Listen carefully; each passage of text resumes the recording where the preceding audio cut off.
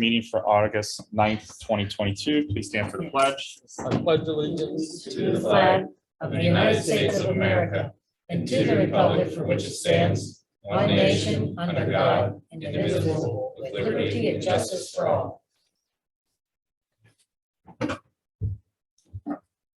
All right, roll call, please, Christine. Dave Matlin, Present. Joey Warren, present. Ray Suchovich, Sylvia Provenza, Present. Trish Redzek Showalter, Present. Vince Flota. Here. Rhoda Wharf, Present. David Recupero, Present. Craig Alexander, Chelsea Dyson. Chelsea Dice, Present. Matt Pitch, Present. Christine DeRunk, present. All right, thank you. Do we have any emergency additional agenda items this time from council, mayor, or staff? Okay. Before I forget, I'm just going to mention we had an executive session immediately prior to this meeting dealing with two different personnel issues. Registered comments from the public. There are none tonight. General comments from the public. At this time, council will hear comments on agenda-related items only. Please approach the podium or raise your virtual hand. Clearly state your name and address and limit your comments to 3 minutes. Any comments? Go ahead. You might have to turn on the mic. There's a switch on the top. There. Yeah, my name is Keith Hortons. I reside at 510 Spruce Street rear for the last 21 years. And my comment is about curfew.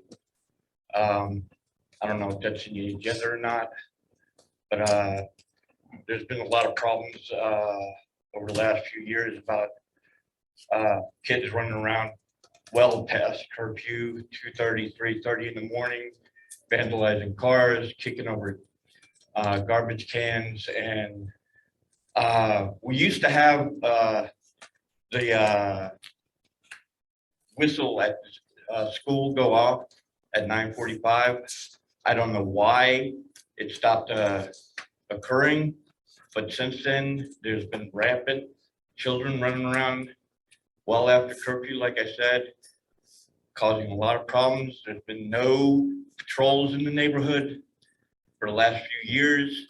I noticed recently that there's been 2 police officers being sought for hire. I don't know why there's no more patrols in the neighborhood, but I'm out every night because I'm a night person, and all I see is the kids running rampant. I've called the police numerous times over the last few years about this. I've done patrols on my own till I had severe heart attack and then had to have open heart surgery. Used to patrol up and down the neighborhood around my area. Helped out the cops a few times. Once in a hit and run, located the car for them. And a couple of times I've called the police and told them about the kids, and all of that. And now I don't see anybody out there. So that's my comments. Thank you. We have no virtual hands raised. We have one virtual hand raised. Hello, can you hear me all right? Yes. So yes, my name is Edward Strife. I reside at 719 Maple Street, up on top of the hill. I recently was in touch with the borough about a street light. It being too bright. I know this council has talked about it in the past. Just wanted to get some feedback based on my conversation with various council members about it. I know you guys were talking about having a form to be filled out for neighbors to sign off on having any kind of street light change made. I know that hasn't been finalized yet. And I think it might be a topic for this meeting. I know it was talked about in a prior meeting. Anyway, my comment is just that the form itself be standardized and published onto the website. That would be very convenient. And also clarification made about which neighbors would need to sign off on it. Like in my situation, the light affects like 2 of my neighbors and me and myself, but maybe not the back one. So, I wasn't sure if it would be like all the neighbors around the light or if it would just be certain ones affected by light. So just some clarification around that I think would be handy. And that's my comment. Thank you. Thank you.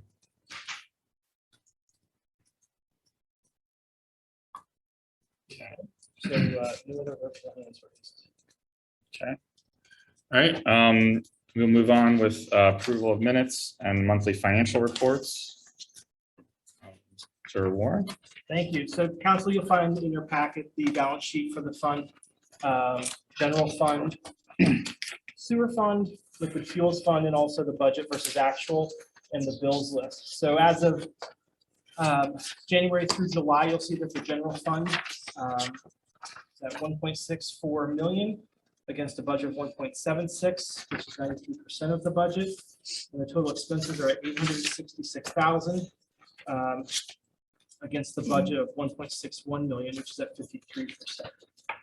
When you take a look at the bills list, you're going to see that we have major expenditures to Standard Bank for $58,037.01 for the fire truck. Riverview Community Action Corp for $7,000. Highmark for $5,326 for health insurance. And major receipts are for Oakmont Municipal Authority in the amount of $79,927.46 for the sewer rental fee. And the Commonwealth of Pennsylvania, $10,090.64 for the regional sales tax. I'd like to make a motion to pass these. I'll make a motion. Second. all right, first by Mrs. Wharf, second by Mrs. Provenza. Any questions or comments? All those in favor, please say aye. Aye. Aye. Motion passed. All right, thank you. Next up, we have approval of the minutes for July 12th and July 26th. Do I have a motion for approval of those minutes? I'll make a motion. Second. All right, first by Mrs. Wharf, second by Mrs. Provenza. Any questions or comments? All right, all those in favor, please say aye. Aye. Motion passed. All right, next, we have a special presentation from Ms. Taylor Pop, our intern. Presentation of as-is and trend analysis of demographics and housing data.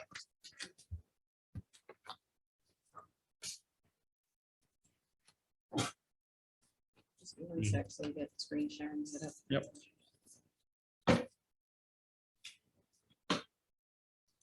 Again? You can, I just need to,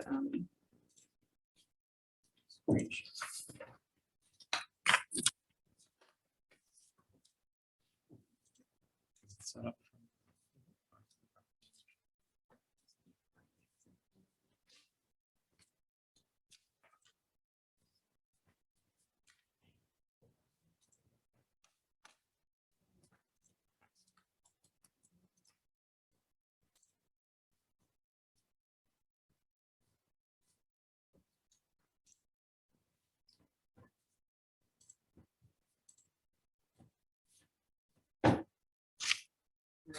you want to use my mouse, Taylor, you should be able to drive.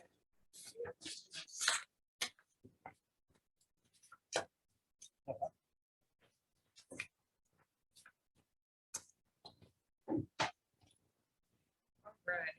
So one of the projects I've been working on this summer is helping to put together the appendices for the demographics and housing sections of.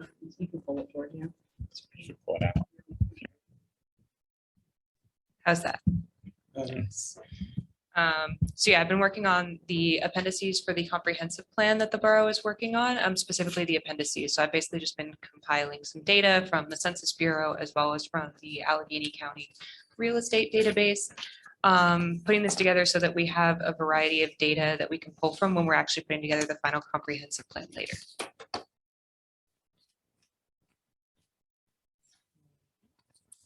Too far away from the computer. It might be, do you mind clicking for me? Sure.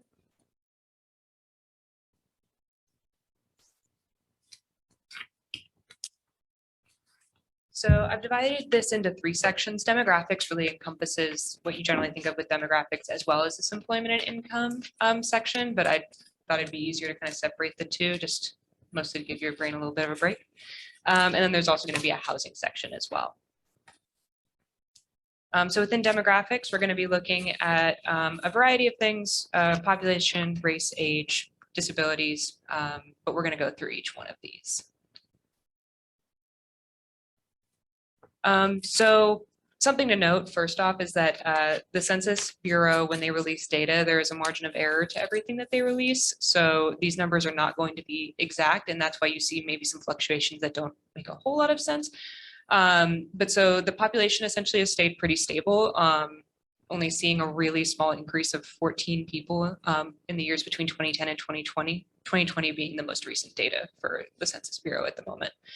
And as far as households, we've seen a slight increase in those 10 years as well, from 1,190 to 1,224 occupied households in the borough. As far as race, this is a predominantly white borough. We're looking at, I believe, 81% white in the borough compared to 19% non-white. Oh, shoot, sorry, the colors are a little rough for this screen. But essentially population breakdown, what we have here is the US on the far left, followed by Pennsylvania, Allegheny County, and the borough of Verona on the far right there. And what we have is that bottom section, the sort of lighter purple, is going to be our minors, 0 to 17 years of age. That middle section of the dark purple is going to be ages 18 to 64. And that top yellow is older adults age 65 and up. And so essentially what we see here is that Verona is pretty much on par with that age breakdown across all those other geographies. As far as disabilities, however, Verona does have a higher disability rate than all those other geographies. In the graph on the left, you'll see that that purple bar is at 18.3%. That is the percentage of the population that identified having a disability on the census in 2020. And then on the right here, we have, this is just a change graph. So what this is saying is from 2015 to 2020, the rate increased or decreased by those numbers. So for instance, the under 5 years, those children under 5 years, we saw a decrease in disability rates for them from 2015 to 2020. That's really great. Same for 5 to 17. However, our older adults age 65 to 74, as well as 75 and up, saw pretty substantial increases in disability rates. Education-wise, educational attainment, the borough is a little less educated than some of those surrounding geographies, particularly in that less than high school category. However, the rate of people who have less than a high school degree is decreasing in the borough pretty substantially. So we're getting more educated in the borough. We're also increasing the number of people with bachelor's or graduate degrees. We've seen 8.2 percentage point increase in the last 10 years. So getting substantially more higher educated individuals in the borough in the last few years. Vehicles, this one was pretty interesting. So only 2.54% of the borough had I should say households in the borough have no car access. But this is down dramatically in the last 10 years. It was over 14% in 2010. That's the percentage of households that had no car available to them. So the reasoning for this is not exactly clear. It could be issues with public transit. It could be more people are not working in the borough at this point. But yeah, the reasoning for that is unclear, but we are seeing that drastic decrease. And so I imagine we're going to see some infrastructure issues related to car accessibility and parking in the borough based on this, if just more people have cars. Commute times, there's a variety of commute times. Some people work less than 10 minutes away. Some people are driving over an hour, and we have a pretty even spread across those. But it is interesting to note that those groups traveling less than 10 minutes is decreasing, just as was mentioned before with the no car access. We have fewer people with that less than 10-minute commute in the last 10 years. So that's it for the overall demographic section. Now we're going to talk about employment and income issues. As far as employment status, this one's pretty on par with other geographies. We have roughly 2/3 of the borough who are employed, and then about 1/3 who are not in the labor force, which I'll talk about in just a second here. So a couple of concepts that are going to come up are labor force participation rates versus employment to population ratios. These are just what the Census Bureau releases in their reports. And the key difference between the two, so they're both looking at a percentage of a population. That population is going to be the same, which regardless of whether one we're looking at, so the denominator in this case. But the difference is the number of people who are looking for jobs. So labor force is all people who are employed or actively seeking employment. And so the participation rate of the labor force is all those people out of the entire population. Whereas the employment to population ratio is just those people who have jobs. So it does not include people who are seeking jobs. And we see some interesting stuff here when we look at the difference between these two ratios. But first, I just thought it was interesting to see where our residents are working. So Verona residents, the occupation of a resident has to do with what exactly they're doing in their position. So that's going to be contrary to what we'll talk about in a second, which is the industry. But as far as the actual job title a person holds, the most common one in the borough are those under management, business, science, and the arts, which is a pretty broad category, but that's where 458 residents are, what their job titles are. And then as far as industries, this is the business where they work. It's what the overall workplace is doing, not necessarily what their job title is. So the most common is educational services, healthcare, and social assistance by quite a large margin. Nearly 400 people are identifying with that industry. The numbers on the right of those bars are the median earnings for those industries in Allegheny County. So we see that 43,000 for the educational services is pretty close to, as we'll see later, is pretty close to the median income for the borough. So now we're going to talk about those ratios that I mentioned before. So first off, this is labor force participation. So this is that one that includes both people who are employed and people who are seeking employment. And I've drawn this red circle here just so we are looking at the 20 to 24 age group here. That's where our interesting story is going to come from. So the labor force participation rate is pretty similar in Verona as it is to Allegheny County, Pennsylvania, and the US. However, if you look at the employment to population ratio, it's substantially lower in the borough. So what that means is the reason that that's lower is because of that piece that's included in the labor force participation rate, but not this ratio, which is those people who are looking for jobs. So essentially what we're coming to is that in Verona, the 20 to 24-year-olds are more likely to be unemployed, but are actively looking for work than these other geographies. So we've got some unemployed young adults who are trying to find jobs and just struggling more than the people around them. Employment by sex. So we're going to be looking at females with children under 18. So these are mothers who have minors in the house. That's who they're caring for at the moment. So that's where we're going to see our interesting story here. It's a little bit lower in Verona compared to the county, state, and federal level, but it's pretty much on par. But if you see the change in the labor force participation rate from 2015 to 2020, it's a huge decrease. So for some reason, we had a lot of women with young children leaving the workforce.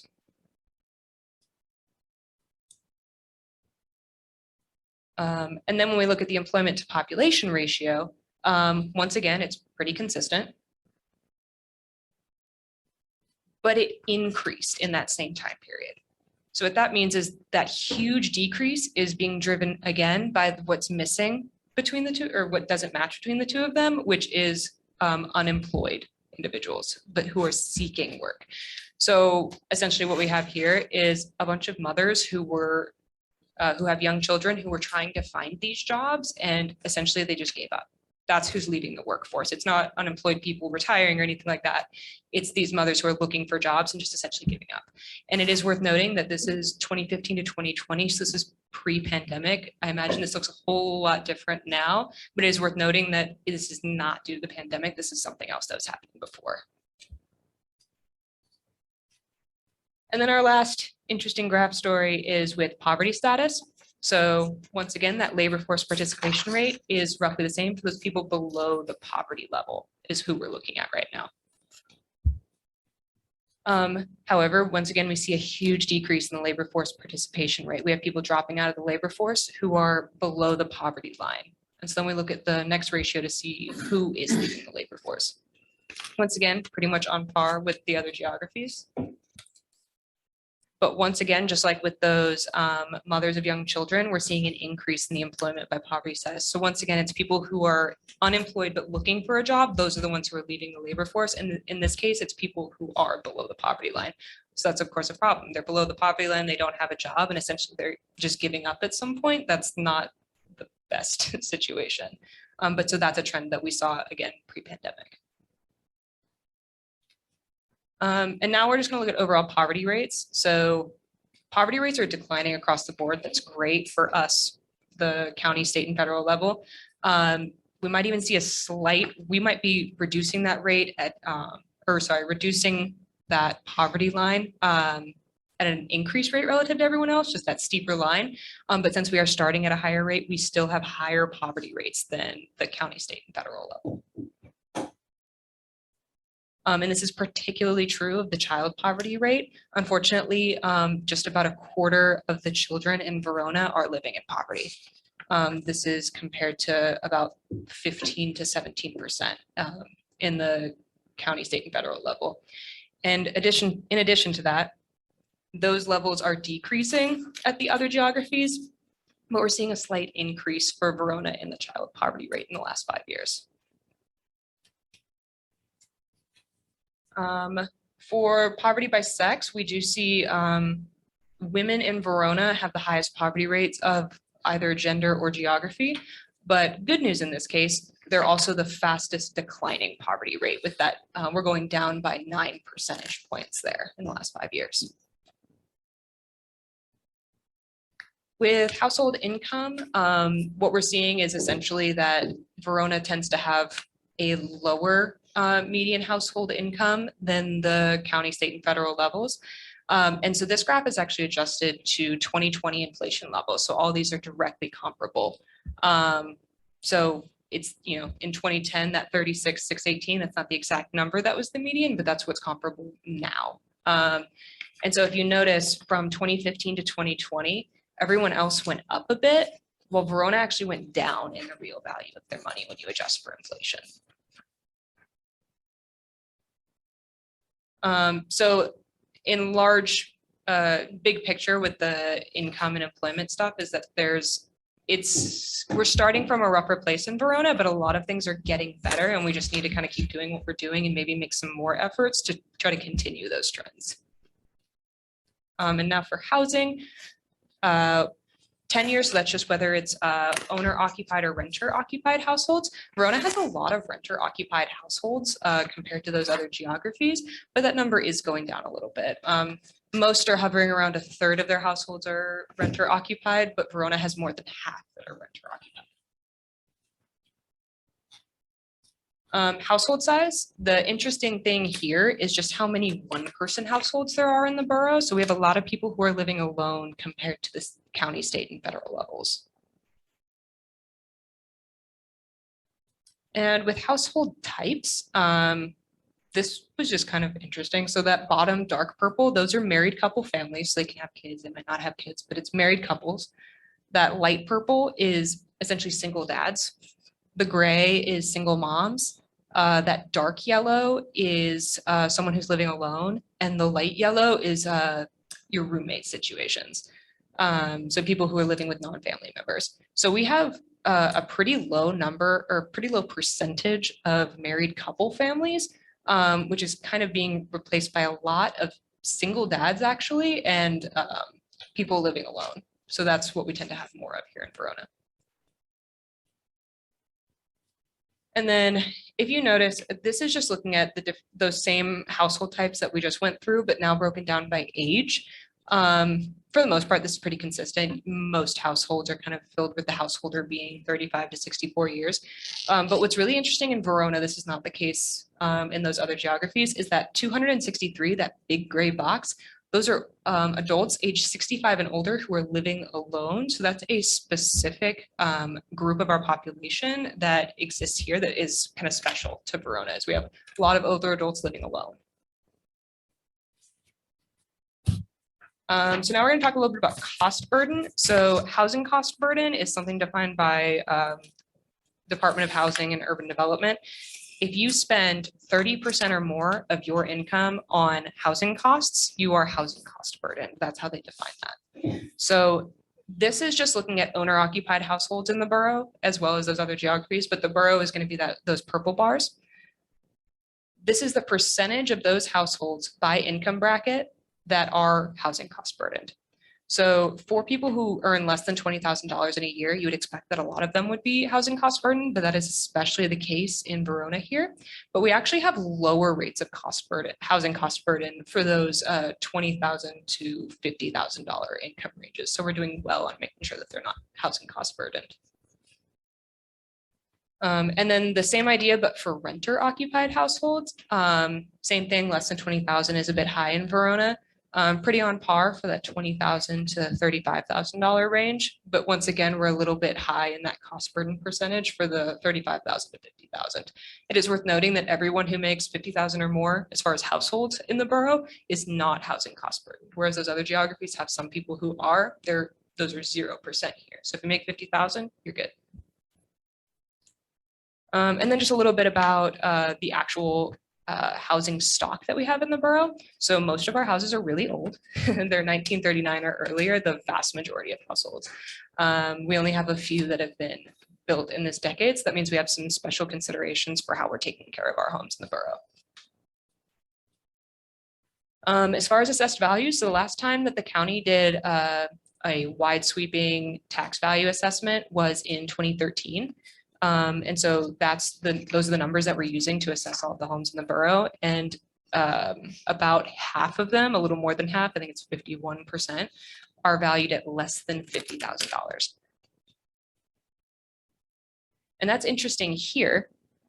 So this graph is something that Christine and I put together over quite a bit of time, basically collecting data on how much those tax assessed values are, the numbers that we're actually using, compared to the sale prices. So unfortunately, this did require manual data entry and it took hours. But so essentially what we have here is, I don't want to scare you all, but we're going to do our y equals mx plus b up in the top right there. So the slope of our graph, that 1.0, it's essentially exactly 1. So that means that for every dollar that the value of the home increases, the sale price increases by $1. However, that would be good, except if you notice the next number, that 26,383, that's where it's crossing that y-axis. That means that that's where we're starting. So while you would never have this sale, essentially a $0 value home sells for over $26,000. So if you have a $100,000 valued home, it's going to be purchased for about $126,000. So essentially we're selling these homes for higher than their valued price. And so that's what we're getting at here, is noting that difference there is about $26,000. So this is just next steps. So we have this data. Next step is to do our public outreach survey. Some questions have already been compiled to kind of see where the public lies on a variety of issues relevant to the comprehensive plan, what they want to see in the borough. We also need to complete similar appendices for some other topics, Parks and Rec, I'm blanking, businesses and stuff like that. So we need to do similar things, but for different topics. And then once that's all completed in the future, we'll compile all the key findings to create a final comprehensive plan that hopefully is not 300 pages long. I'm happy to answer any questions if you have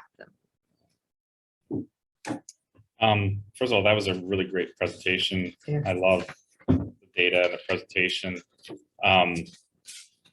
It's appendix B. I don't know if Christine's able to go back to the residence industries and industry median earnings. Yeah. You know, which you probably are super familiar with this. Like it probably be easier once it's up on the screen. Yep. So the yellow bar, like the numbers at the bottom, that's the number of people working in that industry in Verona. Correct. Correct. But then the dollar amount is the median earnings of that industry across the whole county, right?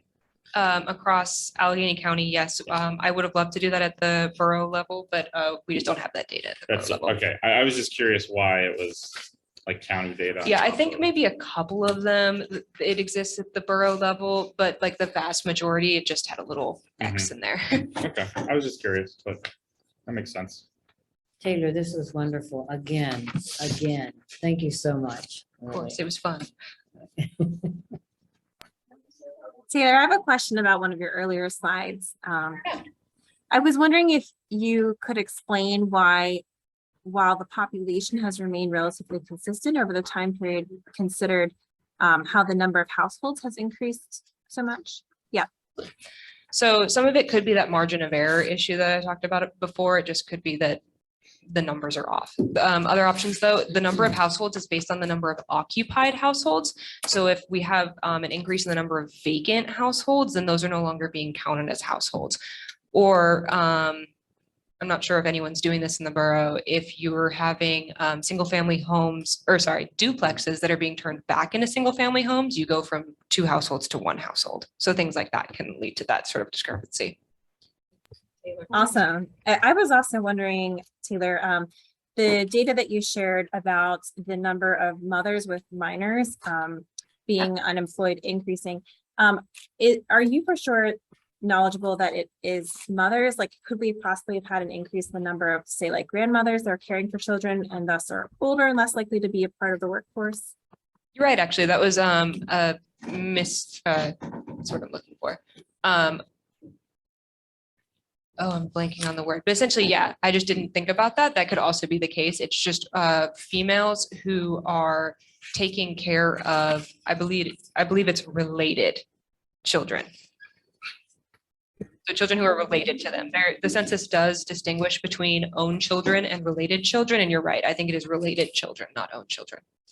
Taylor, when you were doing the, like the households and that, I'm actually shocked because I always knew that we only had 980 homes in Verona.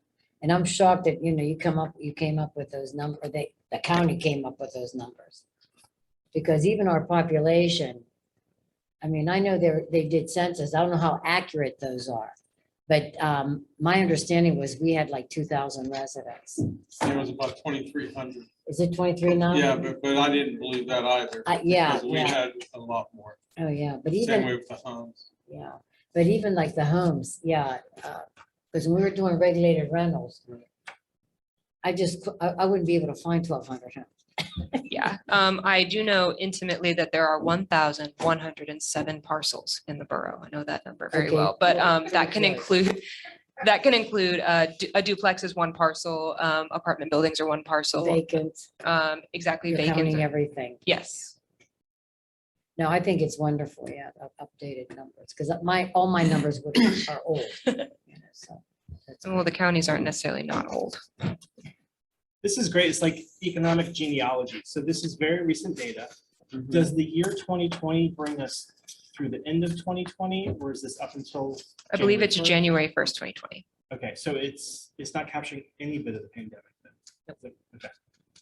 Yeah, so these numbers are gonna, a lot of the numbers in here are probably gonna change pretty drastically when you consider the pandemic, but I think it's also good to understand what was happening even before the pandemic. So in a weird way, the census being really behind on their data can actually be positive in that way to kind of get a sense of like where we are now. Now that we understand how the pandemic is affecting us in a qualitative way, hopefully soon we'll be able to look at it in a quantitative way. And then for the next set of data that comes out, what year will that be? Should be 2021. So I've been using the 5-year estimate. So with that, so you can basically get census data for every single year on a 1-year basis. And it's just like, here's what the year says. But you can also do 5-year sort of, sorry, I'm blanking on my vocabulary today. But they Like a essentially like projection. synthesize across 5 years. So the 2020 would actually be representative of 2016 through 2020 in some capacity. I'm not super familiar with how they do that, but there is a distinction between those 1-year and 5-year. And I was using those 5 years so that I could have given you all 10 years of everything, but I feel like that would have just been overwhelming. But they essentially kind of compile those 1 years into those 5 years. But yeah, so it's that 2016 through 2020 is what 2020 is representing. And with all the data you compiled and how you visualize it, is there anything you would share back with us as a narrative? There was a lot of emotion you shared with this, with, you're putting like grandmothers and parents and children. Is there anything you'd share back with council or the community to hear that you read through all this? It's not like a data point, but it's more of a narrative that you found. It's a good question. I think Verona is coming from a place of sort of struggling. I don't know the whole history of the borough, but it tends to be kind of lagging behind with things like income and income being the large one. There's a lot of poverty in the borough, but it is good to note that there is a lot of improvement that's been happening in recent years. And so it was really interesting doing a deep dive in those sort of sets of graphs with the like, it's the single, maybe not mothers, but grandmothers too as well. It's just interesting to, I think it's important to note who this is affecting because these graphs are great for doing kind of those big picture things, but being able to get down the nitty gritty and it's like, yeah, our young people are struggling to find jobs and people who are impoverished are struggling to find jobs and end up leaving the workforce. Maybe they're doing something gig related. The census still hasn't entirely figured out how to do things like Uber and such, but trying to understand who in the borough, especially with a community this small and tight knit, who is being affected by these sorts of things is really interesting. I hope that there's room to do more in the future, but yeah, there's been a lot of improvement, I think, in the last few years is a lot of what the trends say. It's like we're improving, we're just kind of we're gonna have to improve at a quicker rate than those around us, which is always gonna be tough. And can you calculate the increase we'll have in the EIT once we do have a bounce back to those segments? I don't have, I know it's not easy, it's probably a dynamic number, but if we were to come back to county levels for some of the lost income and the EIT to help support the things that we all want to do as a community, is there any way to calculate that? oh, I'm sure that there is. It's just a matter of having to sit down and actually do that. I don't have those numbers off the top of my head.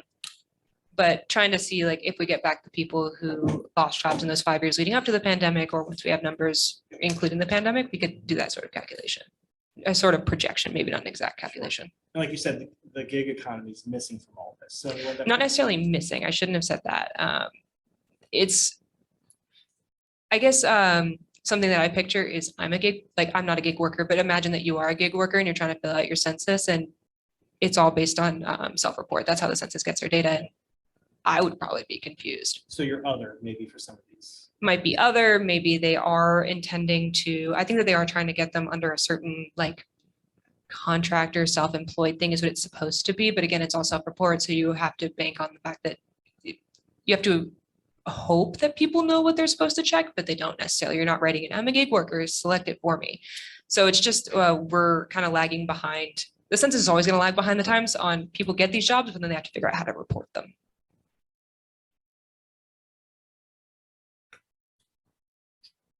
All right, thank you very much. Thank you, Taylor. Outstanding job. I would love to stay, but I have an episode of The Bachelor to watch.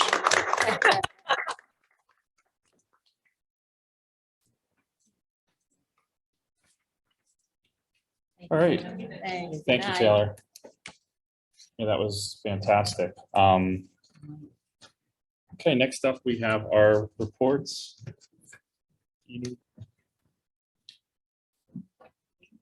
Hmm. No, it's okay. Okay. All right, next up, we have our reports. First is council presence report. I didn't have anything on the agenda. The only thing I'd like to mention is that it came to my attention earlier this week that with the car cruise this weekend, I don't believe there was a street closure permit put in for that. Do you know? Put in. Is it? Okay, today. Okay. So, yeah, I just wanted to make sure that details were shared with staff and with the area businesses, because I had heard from people about that earlier this week. So that's all I have. Next up is the mayor's report. A couple real quick questions that since Matt's here, I brought this up at last month's meeting, the circle over there on South Avenue and East Railroad Avenue. We need to get a number on repainting that or whatever they do to that. I'd like to see it put in the budget. We spent it, oh, you already have it. I saw it on your agenda.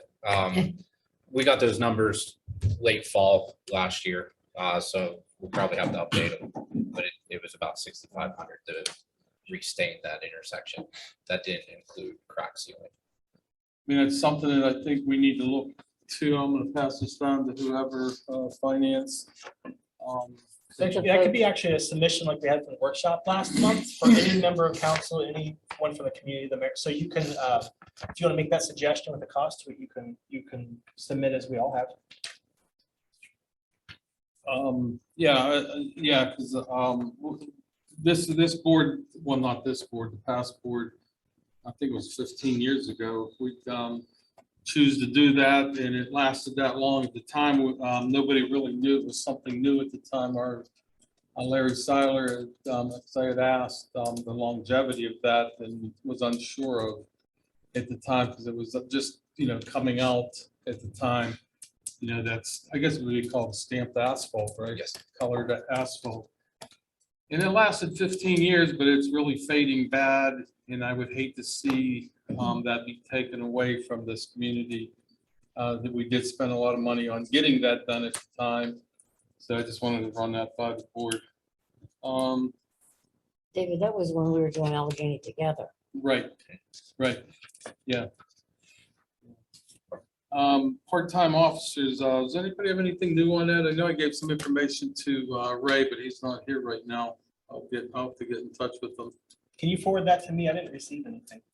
He didn't forward that? No, we met 3 months ago. We had 6 things you're gonna work to get answers on to provide up to us for us to look at what we could do for costs. And now, all the things you had questions on, I haven't received anything back. So if he has it, if you could forward it to me as well, please.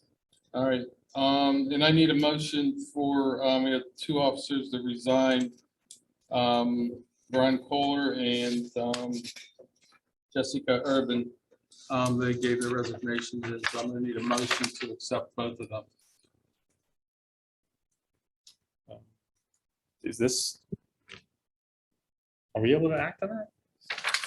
Chelsea? Actually, you would have to do that at your next meeting because it wasn't listed on, and because it's not an emergency, you can accept their resignations at your next meeting. Even though it was on the minutes. Oh, it's on the agenda. I see. These that resignations. It is. Yeah, you just didn't have an, if you don't, I think you could do it then because you do have police resignations. So yeah, you could do your motions. I'm sorry. David, is that immediate? Yeah. Oh, yeah. I'll reluctantly make that motion. Second. All right, first by Mrs. Redzak Showalter, second by Mrs. Provenza. How many years? Any Yeah. questions or comments? Go ahead. How many years of service for both, Mayor? I honestly don't know without looking it up. Well, thank you for your service to the community, and again, hate to see people move on, but appreciate your time. I'd like to echo Joey's sentiments and wish them both the best. Mayor, could you share, maybe you have already, where each of them is going? Officer Kozar had a full-time job in Indiana, and Officer Urban, she's been working for one of the colleges downtown.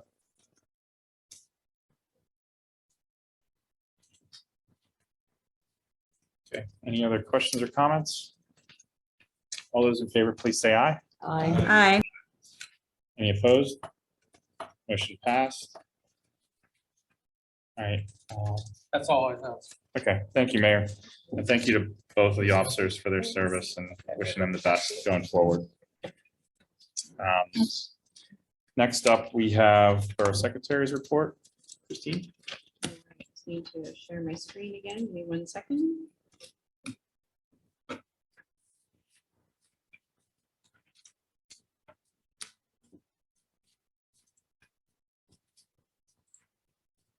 Or if I shared the right one. All right, so I'm very excited to announce that phase 1 of the borough website has launched. Yay. So I'll give an update on it. So here's the homepage now. We have a couple of photos from, oh, sorry, my mouse is being goofy.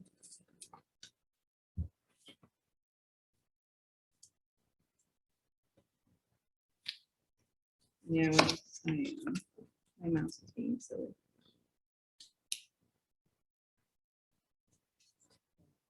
There we No, go. I need that mouse pad. There we go. Let's see, I'll just see when I scroll down this way. So there are a couple of interesting buttons that I want to call attention to. One is this GIS mapping button. So using the new GIS software that we procured using the additional $10,000 in Walkworks money, we now have a map showing some handy dandy information. So here's the borough outlined. Thank you. Let's see if this works better. Okay, good. So we can zoom in, and these are going to show the zoning districts. And then let's say you want to find out something about your house, and I'm going to pick one. Dave, I'm going to pick on you because you're like somewhere in Kelly, there you are. So if you zoom in far enough, you'll start to see the numbers pop up. So we can click on the blue dot and we can scroll down and see, oh, wrong house. Well, I got your It's my neighbor. neighbor. I got your neighbor. So your neighbor lives next to you and your neighbor is zoned in R3. So you click on R3, it's going to take you out to E code 360 and you can say, oh, I wanted to build whatever in my backyard. It's like, oh, I'm not allowed to put a petting zoo in my backyard because it's not a principal permitted use. So you can see that right there. But you can see that you're allowed to have a non-commercial garage as an accessory use, and you can see the conditional uses, et cetera. So, so that's pretty cool. It can link right out. And then you can also go out to the county's real estate portal.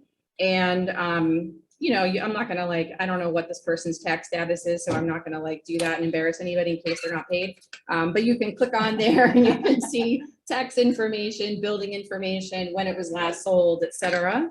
So that's kind of cool too. And this comes in handy a lot for people who call into the borough because they want to know, you know, hey, what zoning district am I in? Am I allowed? Or I noticed that somebody's turning what used to be real storefront into 2 units. Is that permitted? So now somebody can just go to that property address, click on it, and see that it is indeed a permitted use. So that's a really, I think, a really cool feature. And so I'm struggling because there's stuff all over my screen, so I can't see everything here. So that's one feature on the GIS mapping. And then as time goes by, we'll be adding additional maps to that button. To get text alerts, you can click on here and then just type your mobile number into the box and hit submit. And then it will sign you up for text alerts.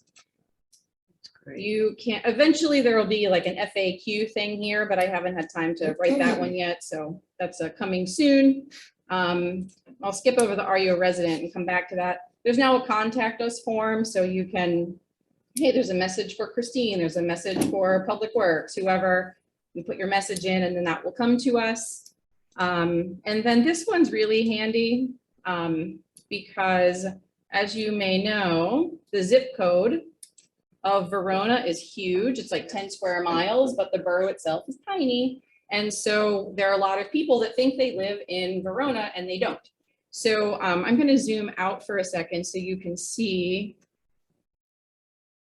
the whole of the map. So here Plum Borough is shown in blue and Penn Hills in pink. You may or may not be able to see the purple dashed line that goes around the zip code. And then there's the borough in orange. And so this is pretty cool because, and I'm hoping the title companies start to use this when they call and argue with me that their property is in Verona when it's not. So let's put in 736 East Railroad. And it pops up as an option here. And lo and behold, some information pops up because 736 East Railroad actually is in the borough, and you can link out and go to the Allegheny County portal. But then you can do something like, I know for a fact that 549 4th Street, it has a Verona zip code, but it is not in Verona. So it gives you a little message here that says the address you entered is in Penn Hills, and then gives the phone number for Penn Hills. So this is like, I'm super excited about this because a lot of, I mean, we even get forms submitted. People have given us fees and paid for things and they don't live here. So this is a good tool for the public so that they can figure out whether or not they actually live in the borough and can, you know, be directed to the appropriate municipality if, you know, if they don't live here.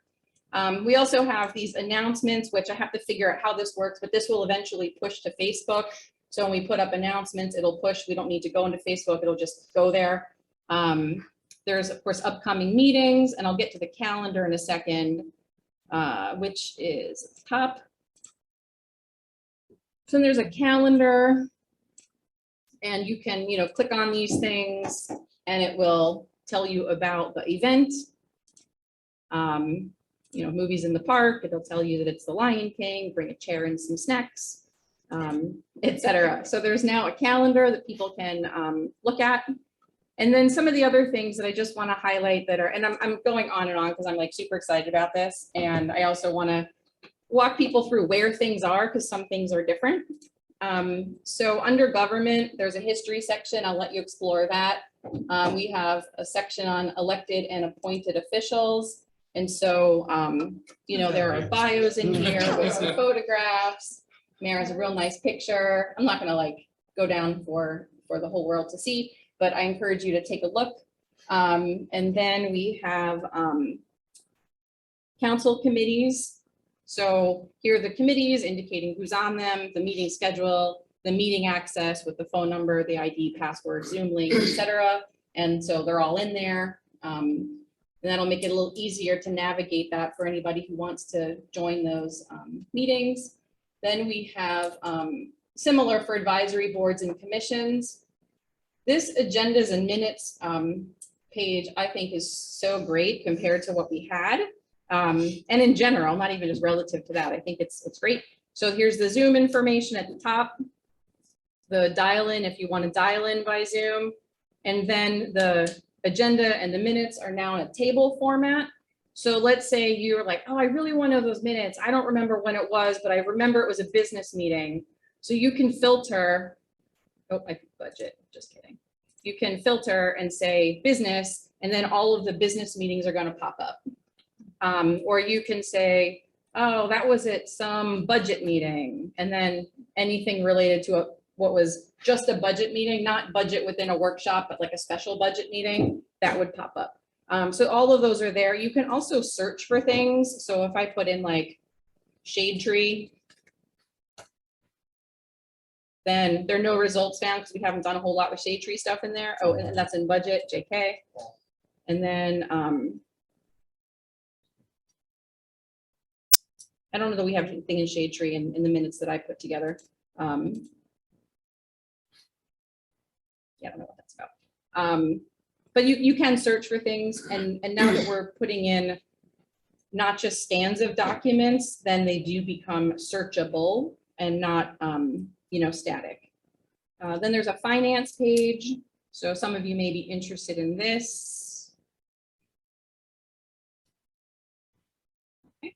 So we have the adopted budget, we have the audit reports, the monthly financials, Act 44 disclosures that we're just required to put up on the website, and then other documents. So it's all there. There's some more stuff. Services. I'm going to be adding to these things because we haven't, like I just didn't have time to do all of them. But like garbage and recycling, that'll give you County Hauling's phone number and tell you where to send your complaint when they don't pick up your recycling on Thursday morning.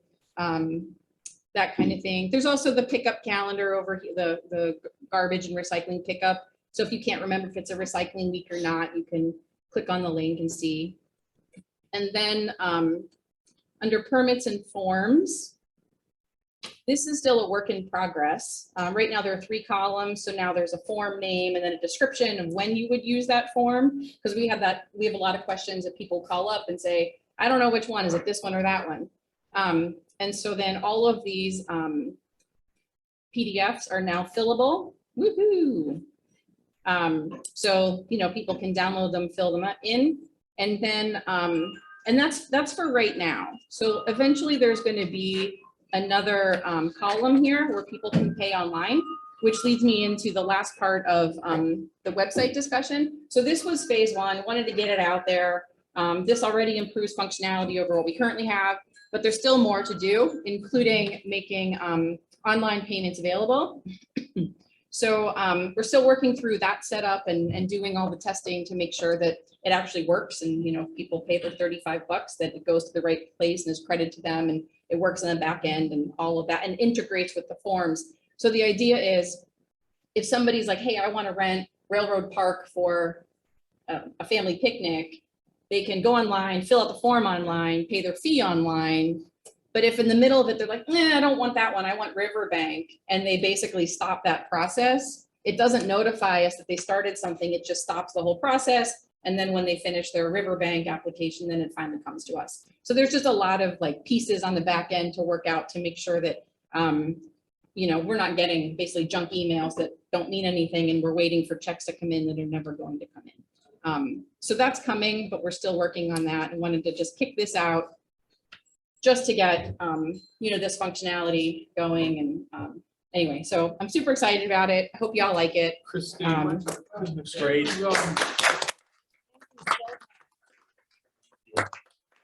Yes, Great. very nice. Could you give the websites for the people in the audience?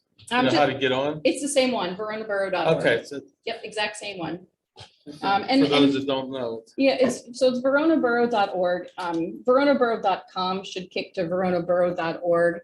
The one thing I did notice on my phone was the old one was cached, and so I couldn't get to the new website on mobile. It's there, so you either have to clear your cache or go into incognito mode. I went into incognito mode and then I went out of it, and now it works. So if you are on mobile and it's giving you this page is not secure, first of all, it is secure. The old one wasn't. And it's, but the old one is probably cached, and that's the issue. It looks a little bit different on mobile, but it has been optimized for mobile. So it works way better on mobile than it did before. And I don't know, I just think it's very exciting. And I hope that this, you know, helps the members of the public reach out to us, communicate with us, get what they need. And frankly, I'm hoping that the people who live in Penn Hills will call Penn Hills from now on, now that there's a handy dandy map. And they can find out they don't in fact live in Verona. That's right, set up the petting zoo somewhere else. This is wonderful. So- Thanks a million, Christine. It was my pleasure. And the company that we hired, GovUnity, is beyond fabulous. They are truly incredible. And they did us a solid, because normally they just, you know, do the entire build, they launch it, and then, you know, you pay over 3 years. But they let us do this soft launch so that we could get this out there, and then, you know, we'll finish the launch and start to pay them. So Christine, I have a They're- question. And I almost didn't answer my phone because I don't answer a lot of the phone calls if I don't know them. It come up Public Service Oakmont, and it was the Borough Building. don't know. And I asked Annette about that, and she says, yeah, we've been getting people say that. I mean, I know there are scams out there where people like basically take over. But I mean, it phone was number. her that called me twice. It says Public Service Oakmont, PA. Yeah, I don't know. Can't speak to it.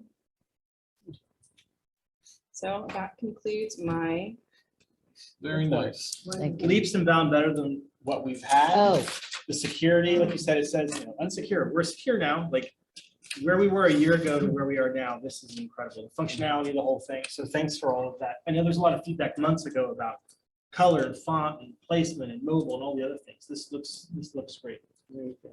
great job. Thank you, Christine. sure, it's been my pleasure. It's a long time coming, but I think it's good. It's here. All right, do you have anything else? That's all. Okay. That's all. Just Yeah. exciting. Making sure. We have the code enforcement report up next. I'll do that. So there were a lot of abatements recently, now that the, you know, time has elapsed and the weather's been good and et cetera, et cetera. So there at the start of, well, at the end of the last report, there were 94 violations. Or sorry, 94 violations since we started tracking notices of violations, and of those 53 have been abated. So we're down to 41 open violations that need to be abated, most of which were issued in June. There were 12. So that's pretty exciting. And then there's frequently a lag. We actually didn't get a report from the BIU office last month. So that's why July shows up as nothing. So we just didn't get anything from them. And so it's still early in August. I'm expecting to have a whole lot more to fill in there in the August column once they send over their invoice. I have a question. Yes. I called, instead of doing a tip sheet, because this was like an immediate request. Mhm. A resident, a concerned resident had mentioned about a property on Spruce Street that forgive me, on Parker Street, Upper Parker. And I called Mike. Mhm.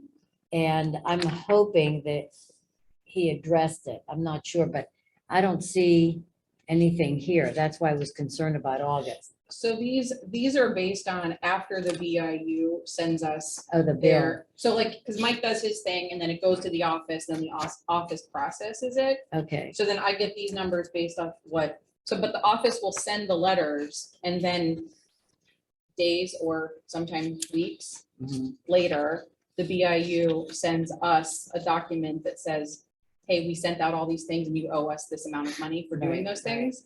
And so that's when all of this shows up. I don't go through Mike's personal files. right, right. Well, is this a good suggestion that I should maybe call him again concerning this property on Parker Street? Just put a sticky note on his desk and he'll be in on Okay, because Thursday. it's an unsafe situation that a concerned resident Yeah. brought about. Yeah, Okay, just put a sticky note on his desk and he'll be here Thursday. He'll check it Okay. out. And then Oh. if it is indeed unsafe, then he'll issue the notice of violation. okay, great. I just want to make sure that it's going to be addressed. Okay, great. Thank you. Sure. All right, thank you. Next up, we have the police chief's report. Yeah, I have it. Complaints received 135, total crimes cleared 22. I'm sorry, yeah. I'm sorry, let me go back. Complaints received 135, total crimes reported 22, total crimes cleared 18. Total persons arrested 5.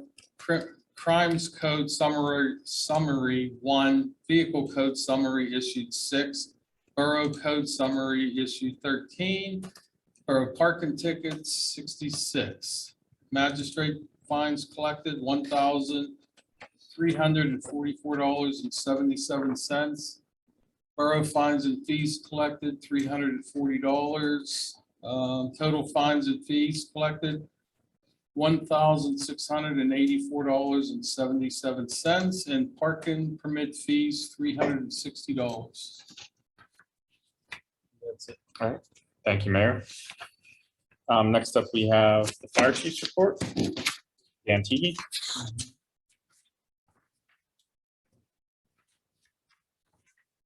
Our company has a total of 18 calls to report for the month of July. 7-4, 452 Wildwood Avenue in Penn Hills for a report of smoke outside. Nothing was found. 7-5, 560 West Railroad Avenue in Verona for a commercial fire alarm. That was a false alarm. 7-5, 759 Second Street in Verona for wires down. That was a phone line hanging. 7-6, 1 Deamore Drive, apartment 103 in Verona, toxic condition, which is an ongoing issue. 7-6, 1544 Marion Lane in Oakmont for a report of smoke coming from the garage. Nothing found upon arrival. 7-14, 564 Ridge Avenue in Verona for a physical rescue of a person trapped under a garage door. 7-19, 494 Center Avenue, apartment 2 for a carbon monoxide incident that was a result of a bad stove. 7-23, 702 4th Street in Verona. There was a tree down on power lines. 723 1 Deamore Drive in Verona for an elevator rescue. 725 1233 Halton Road in Oakmont for a commercial fire alarm, false alarm. 726 186 Stevens Lane in Penn Hills for smoke inside a structure. There was a fire in the basement. Fire was out upon arrival. 726 We had a standby in station to assist Penn Hills for a parking lot collapse at 11-680 Frankstown Road. 727, 513 Springwood Drive in Penn Hills for a carbon monoxide alarm. It's a faulty detector. 727, 104 Janice Drive in Penn Hills, residential fire alarm, false alarm. 728, 200 Allegheny River Boulevard in Verona for a commercial fire alarm that was false. 730, 801 Center Avenue in Penn Hills for a residential fire alarm that was false. 731, 314 Park Street in Verona for a watercraft rescue. We were canceled by the police and then called back there again later in the morning. There was a houseboat taking on water. Thank you, Dan. Was the houseboat taking on water? Is that something you approach from land or you go on water for that?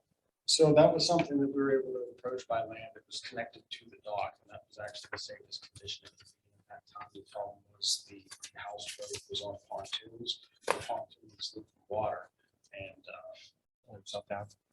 pretty much. So the flat part of the back of the boat was underneath the water. There was water, but there was no. They ended up calling a special company. Thanks. Yep. Thank you for that information, Dan. Dan, I have a question as well. First, I want to say thank you for putting on such a lovely event at the fire hall the other Saturday. I hope you guys collected a ton of toys. The toxic condition at Demore, I don't know if I just missed this, but can you elaborate? You said it's an ongoing issue. Can you just explain what that is a little more? Sure. This is about, I want to say this was about the 6th or 7th time we were called to this location. And the officer on duty, it's always in the middle of the night. He's reported on the same thing. There's a gentleman there that he calls and reports the smell of natural gas, and there's no natural gas in that building.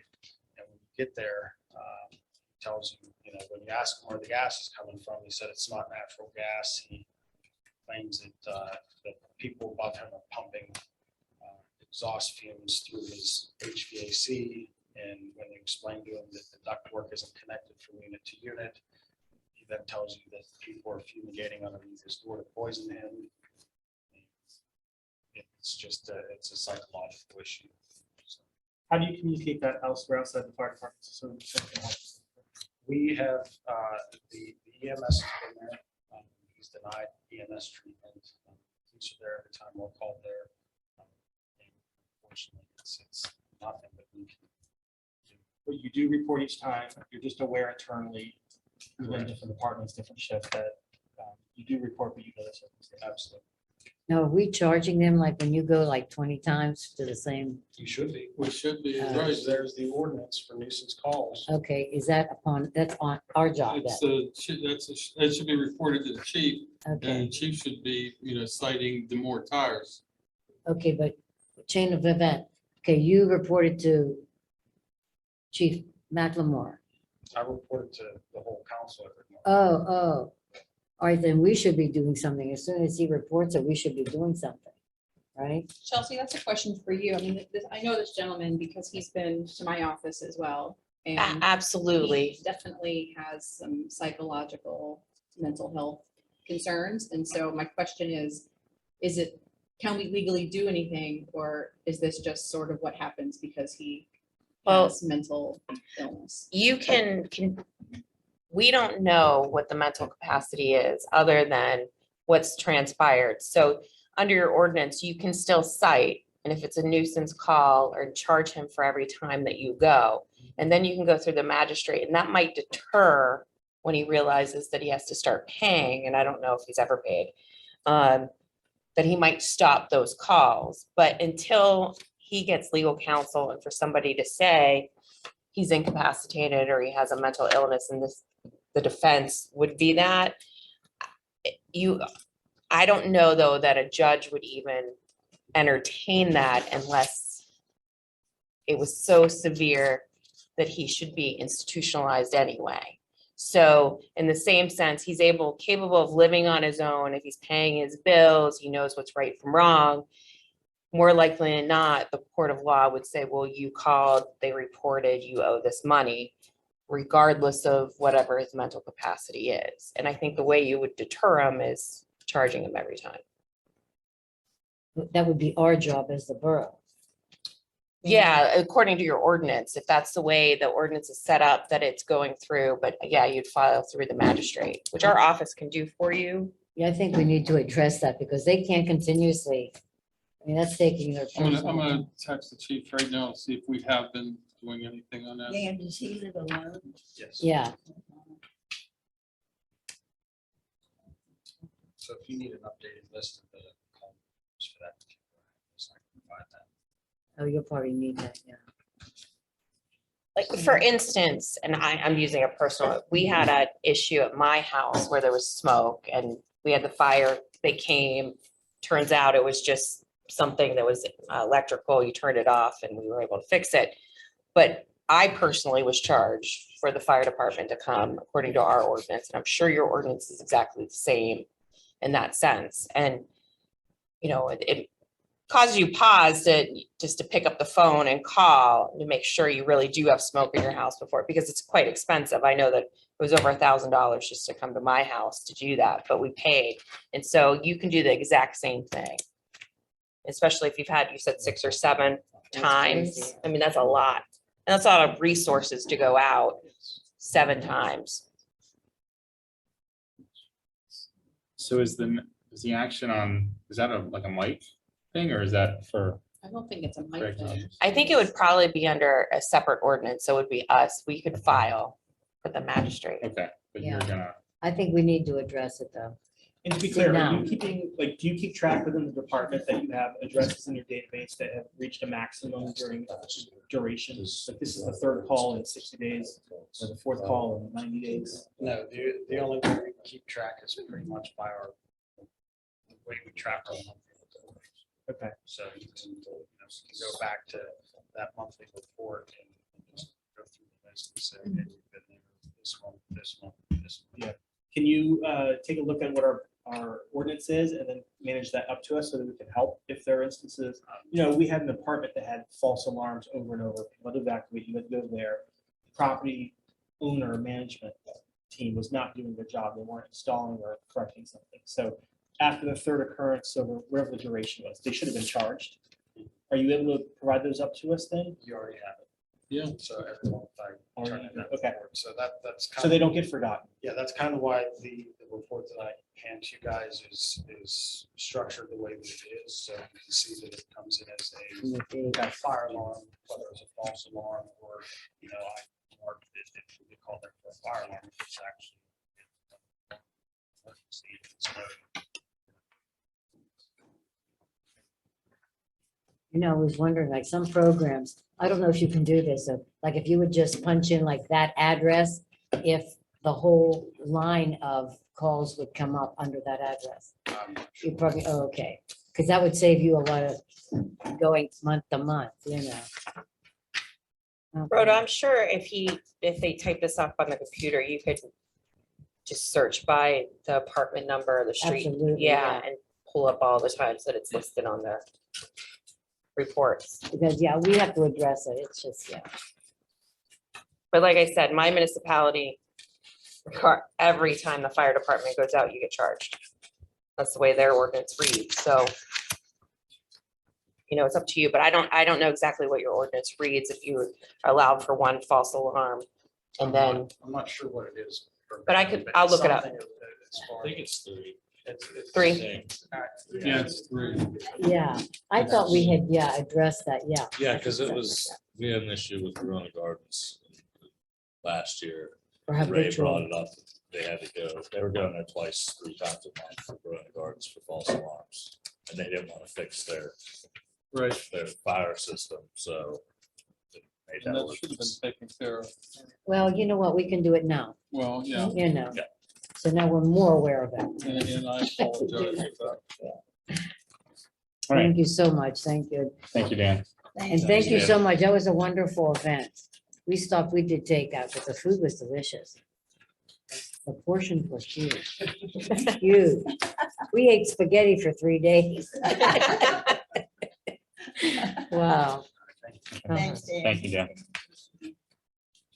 All right, next up, we have the EMS report. Oh, Yeah, I'll go through this as best I can. The format that we're getting, the EMS report in is a little different this month. It Oh. looks like it's actually the call log for 911. I okay. do know that there were a total of 41 calls made to 911, and 6 of them were referred to mutual aid. This particular report does provide the location, so I'm not gonna read all of these because you all know how to read and this will get put out there for the public.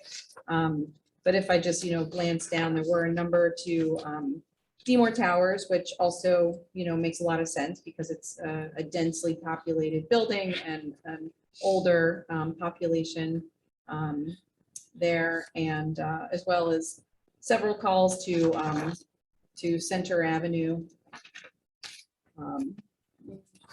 A couple to Giant Eagle, more to Seymour Towers. So I'm just gonna let you read it. I'm not gonna really just read that for you. What I don't have this month, because the format came in a little different, is how many were advanced life support versus basic life support, how many were, refusals, et cetera. If that's something that council is interested in knowing on a monthly basis, I can ask Jamie to provide that. But if you prefer the 911 call log, then just let them provide us how they are providing it. This is nice to have too.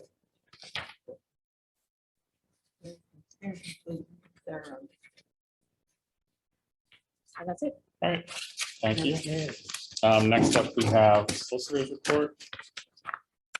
So Craig is Chelsea Dice. Sure.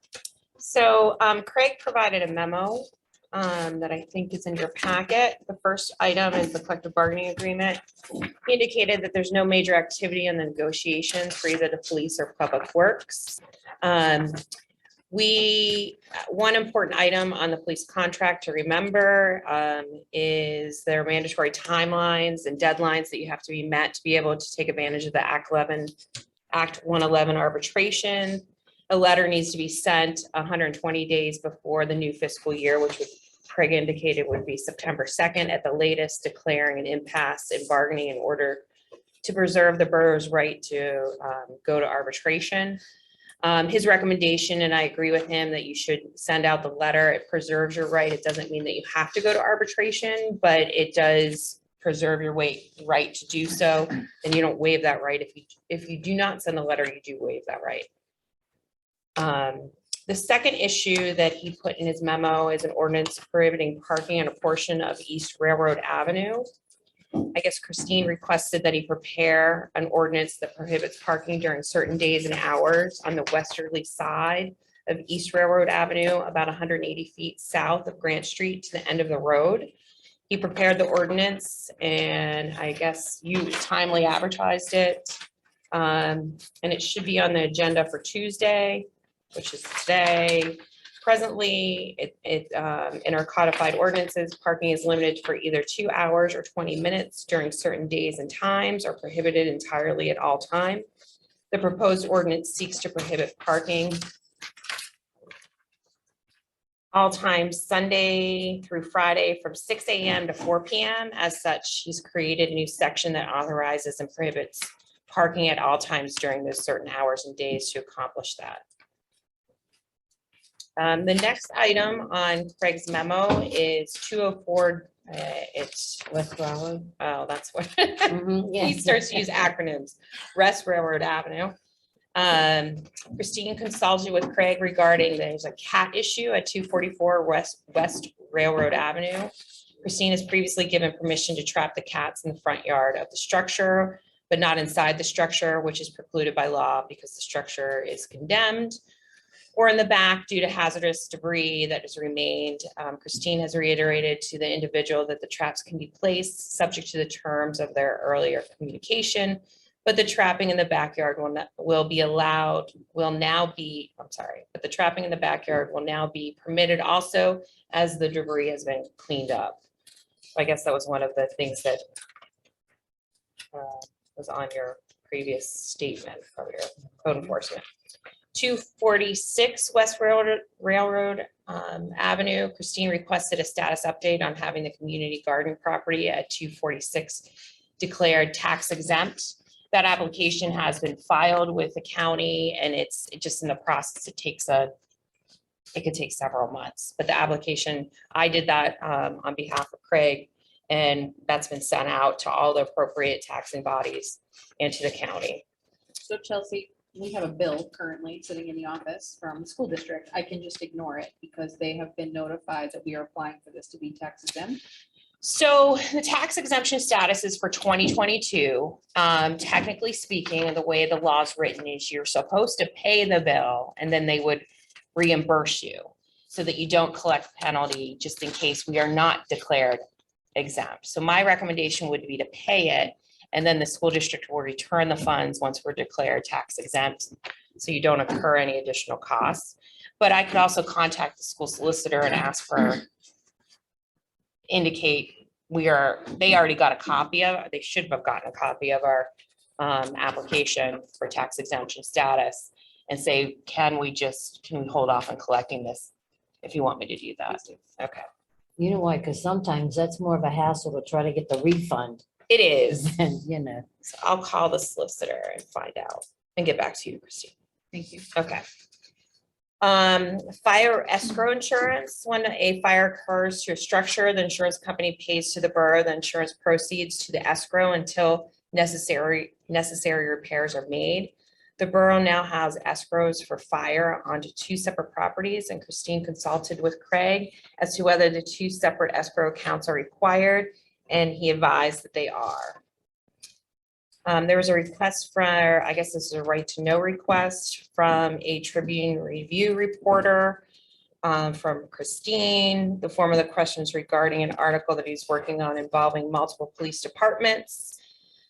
I advise Christine that while the Right to Know Act governs the production of records, it does not require answering of questions. Sometimes it's easier just to answer the question if the information is public, due to the fact that responding to a record request seeking the same information could be much more time consuming.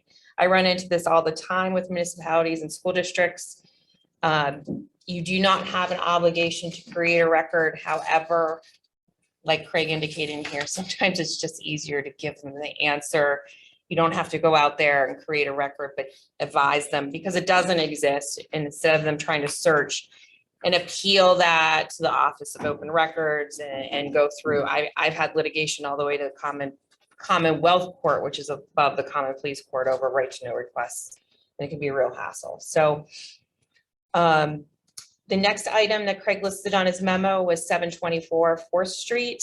He consulted with Christine regarding a letter received from a mortgage company advising that the mortgage company had an REO sold property located at 724 4th Street and therefore had no further interest in it. The letter appeared odd because the borough does not traditionally receive letters from property owners confirming sales of the property. However, it appears that the mortgage company simply wanted the borough to have noticed that there is a new owner in the event any code enforcement matters arise in the future with this property. Did Christine get the information? I guess you received the it. mail, and it was just an odd Okay, letter. because I know which property that is, and that's, you know. I mean, as long as they got their occupancy permit and there was nothing more that we would need, but No one's been living in there. it is an odd one. Yeah, but, yeah, all right. website domain issue. An issue arose with Christine not being able to access the borough website domain in order to launch the new site. Christine requested I reach out to Jerry to resolve the issue and have the email address utilized for access, which to the administration email, along with the creation of a new password so that she could access the domain and launch the new website. Clearly, it seems like it worked. He reached out and requested, and Jerry accomplished that task, it sounds like. Chamber of Commerce request. The chamber requested to be able to receive mail at the borough building. I advised against the request. In Craig's opinion, obtaining a post office box is more appropriate and a better alternative. I also agree with Craig, it can cause confusion. And then all of a sudden, not only you're getting Penn Hills residents, but now you're getting chamber questions. Yeah. So And then, just comment on litigation matters, just an ongoing carryover reminder not to comment on, don't comment on litigation in public. So that's all I have. Is that advice for social media, liking, sharing, commenting? Is that just verbal, like, what is that a public meeting? Like, what's this number 10 for? I don't know why he put it on there, other than, because Craig and I did not have a discussion with it, but other than matters of executive session.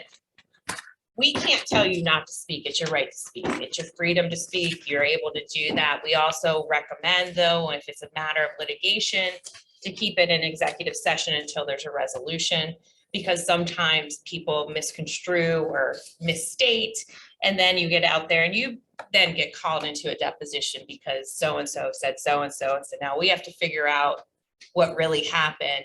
And so to keep it clean, we always advise, don't respond to anything verbally written unless it's in executive session, and that's all verbal communication. Because if you like something on social media that has what you felt has an opinion or a connotation, and someone takes it a different way, you can get wrapped up into litigation and get deposed about why you like that or why you made that comment. So it protects you as well. But again, it's your freedom of speech. We can't tell you if you want to talk about something, you can talk about it, but it also comes with, certain, you might have some repercussions as a result of your speech. Okay, I have a question here. When we were talking about the collective bargaining, we started meeting together concerning the contracts for the police. We're gonna meet again? We're still waiting for Mop and Pop to do their thing. Oh, okay, because clock is ticking. So we're on Mop and Pop's clock right now. Okay. As soon as they get their analysis to us, then I'll let everybody know to meet again, but. Because we still have another contract to deal with, plus a budget to deal with, so it's.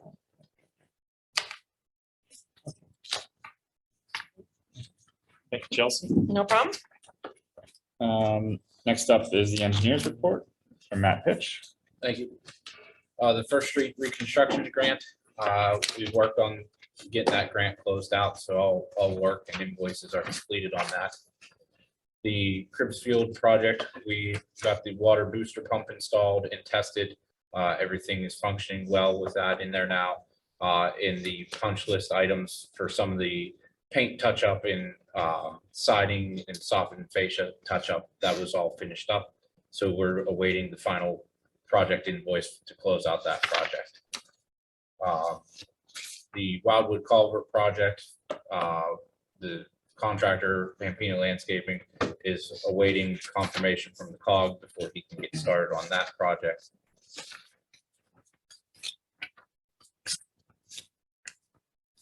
Several of the projects are just carryover projects, which will be 2023 projects, such as the Greenways Trails and the GEDTF for the alley reconstructions. I continue to work on the Elk Sand regionalization and consent order work. We've not heard back on the local share grant that we submitted. Early word is probably not until early 2023 is when they'll announce those grants. I've not heard back on the Allegheny County Act 152 demos yet. And the CDBG year 49 for 2023, the pre-applications are now open. I will work to get a list of potential applications for council at workshop to decide what we would like to move forward with. Some of the projects that I think will make the list is applying for additional demos, possibly looking at the School Street storm pipe and stair repairs that we put together the application, but then submitted for the final apps last year. Possibly additional sanitary sewer lining and possible ADA ramps and crosswalk upgrades. Other items that we could look at would be possible additional street or alley reconstructions or additional park upgrades. I'm not leaning towards the park upgrades, being that we already have one grant that we don't even have in place yet. So we really don't know what that scope is. So Like I said, I feel that the demos, sanitary lining and School Street are good items to focus on. And I'm open to suggestions as well that I can put together a cost estimate and general scope of work for the workshop to be discussed what we would like to go after. And that's all I have. Matt, you're doing such a beautiful job getting us grants. Brainstorming, this is just brainstorming.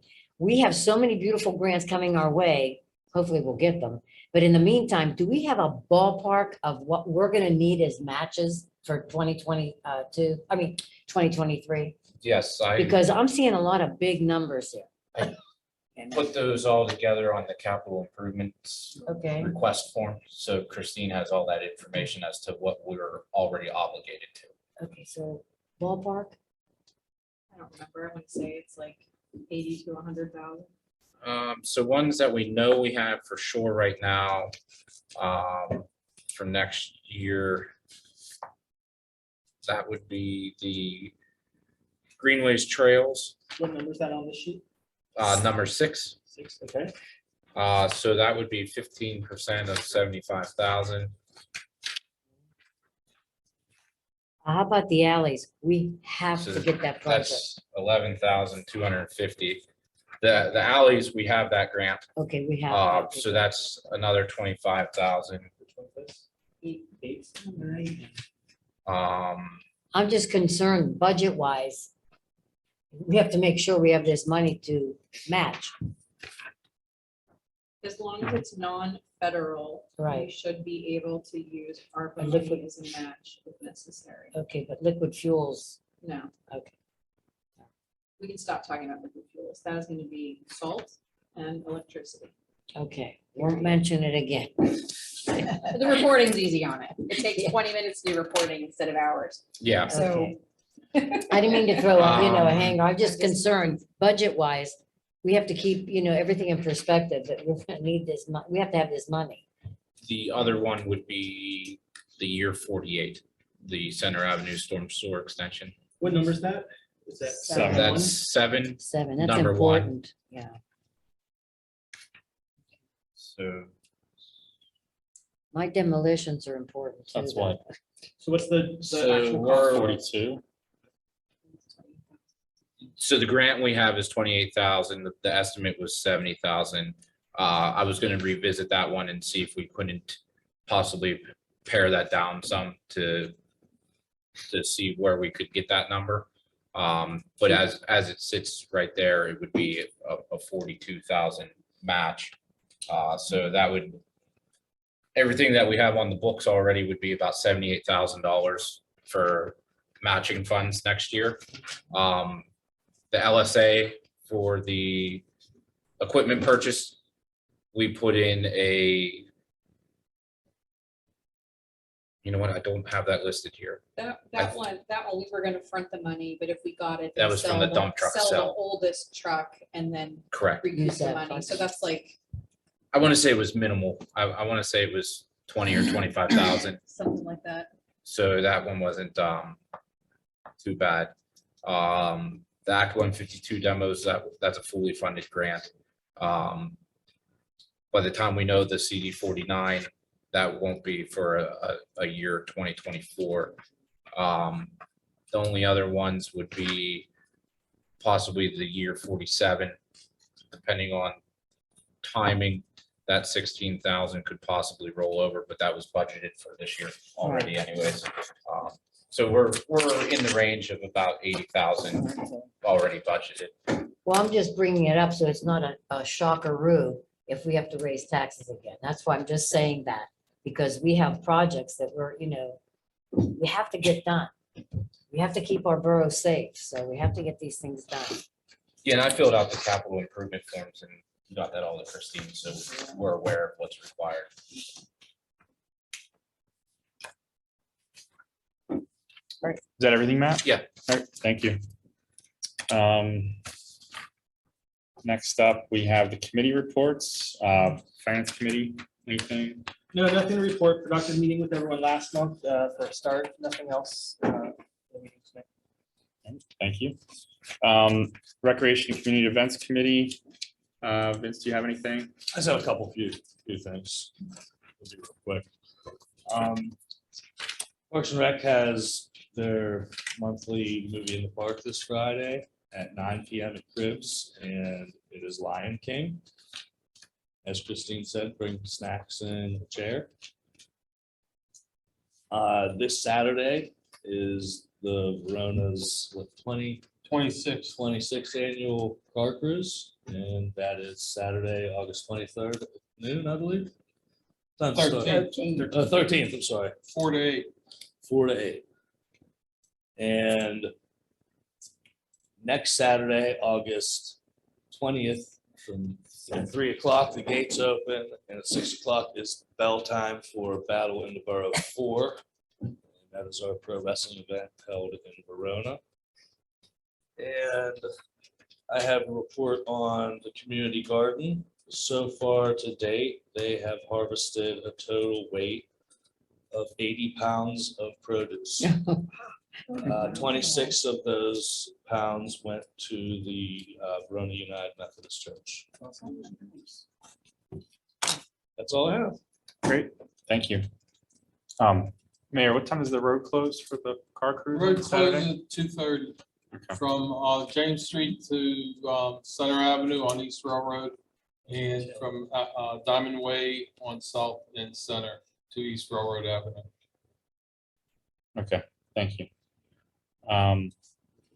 Next up, we have Public Safety Committee. Ray is not here. Then we would have Communications Committee, Sylvia Provenza. Yes, sir. Thank you, Mr. President, and good evening, everyone. Newsletter.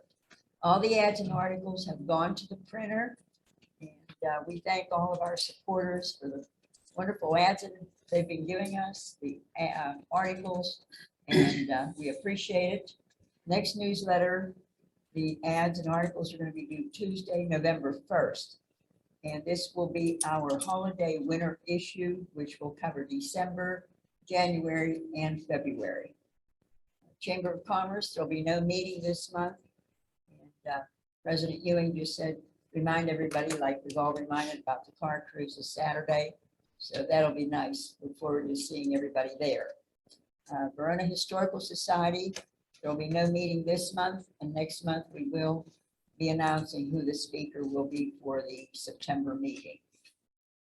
Twin Borough Ministries, this month's dinner will be hosted by our Verona Borough Council, and it will be held on Wednesday, August 31st from 4:30 to 6:30. And that's right here at the Verona Methodist Church. ALOM, they sent me information on the sporting clay shoot, and that's going to be held on Friday, September the 9th. And, if anyone needs more information on that, I'll be glad to share it. I also, in closing, would like to remind everyone that our community-wide yard sale is also this Saturday, August 13th, from 8 a.m. to 2 p.m. And maps are going to be available at the Mechanic Coffee Shop the morning of the sale, and also they will be on Facebook. And if there are any questions or comments on my report, I'm glad to answer them. If not, this concludes my reports. And I thank you very much. All right, thank you. Yes, sir. Next up, we have the Infrastructure and Asset Management Committee. Do you have anything, Trish?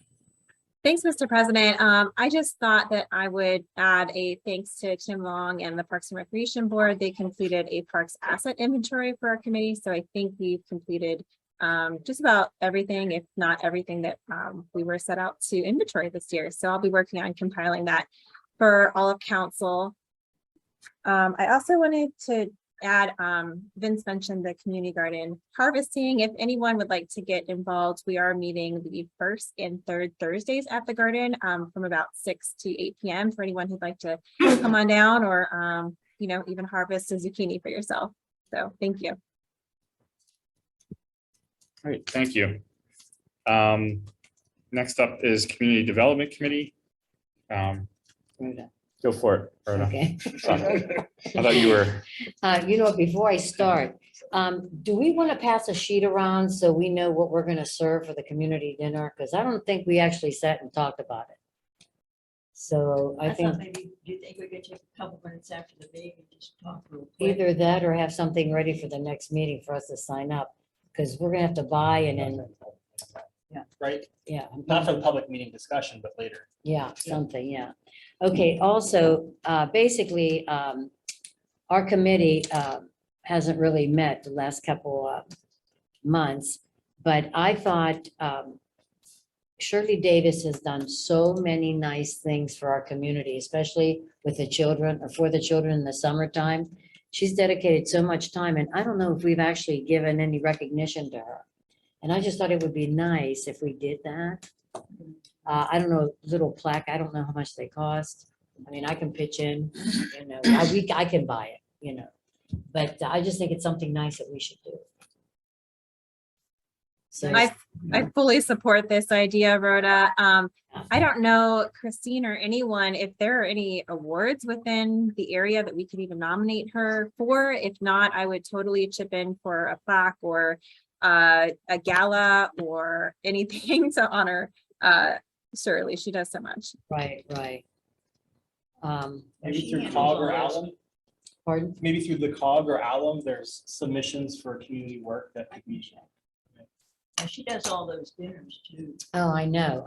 And like I said, Donald and I can donate a plaque. It's just, give me the okay and I'll do it. Let me check with Dagon. Like Joey recommended. We could also, she will be volunteering for the wrestling event. She Oh. helps with the concession stand. I could ask the wrestling promotion if they would make an announcement recognizing all she does for the community. I think it'd be Oh, great, that's a nice you know. That way she'll already be there, so that she Right. could be recognized, come out, and everybody can cheer for her. And that's going to be what? August 20th, next Saturday. Okay, I don't know if I could have. And that'll something probably be at the intermission, so it'll probably be around I don't know. how that- 7:30. 7:30 at night. But like, you know, just give me a heads up or whatever, even checking with Alum to do something like that. I mean, so we don't waste a lot of time. I could just I'll get it. call tomorrow. I could, okay, because I can just do it. Yes, perfect. I mean, we could always just, I mean, we could do a resolution of council, like or Okay. proclamation type Okay, that's a thing, cute idea. acknowledging There you go. her efforts and honoring her. Yeah. And I mean, that's easy and doesn't really. And then we cost can give her a anything. call to be here the next regular meeting or the workshop, or you call it, you call it. Yeah, I mean, maybe if people have different ideas, if Sylvia's gonna talk to Alon and that Okay. sort of thing, I mean, maybe we could talk about it further at the workshop and Sure. try to do something at the the next September business. business. It'd be the first meeting after the Sounds- dinner, so maybe sounds that's a good time to do it. Yeah, that's good. Rhoda, if you want to email me something, like a brief synopsis of what you want said, I could give it to the wrestling promotion and they'll, as long as you get it to me before next Saturday. Okay. Yeah, if you want to compile the accolades, it'll be used across the board. So if you want to put Yeah. those things together Absolutely. for everyone, that's a good idea. I think it'll be a nice surprise because hopefully she's not watching. Oh. She'll be I was there, gonna she'll say, be she there might- volunteering. Absolutely, And it'll be great absolutely. that she's there volunteering and she gets recognized for all she does. I think for the it'll be town. great. I just want to say one more thing about that too. Some of the reporting we had earlier from Taylor about the families, the single parents, the single, you know, she's helping give them shoes and coats and clothes and meals and, you know, the people that actually do these things, she's one of them. So it's great to do something for her. Oh, absolutely. Very deserving. Right. Very, very. That's all I have. Thank All right, you. thank you. Absolutely. Did you have anything else on COG? You know what? No, I'm looking forward to okay. meeting the new head. Did they skip a meeting in August? I forget. No. I don't, I thought- they haven't said that. Okay. They haven't said that. 'cause I thought there at was the a la- month in the summer where they usually skipped a meeting. I can't remember when it We was. were there last meeting and they didn't Yeah, say they anything. didn't say Okay. anything. Maybe they changed it with the new director. Okay. Thank you. Anything else from Elon? No, that's it. Okay, all right, thank you. Okay, next up is old business. We don't usually have old business, but in this case, we have an ordinance that's been advertised and up for adoption. This is an ordinance establishing a towaway zone on East Railroad Avenue. The same one mentioned in the solicitor's report.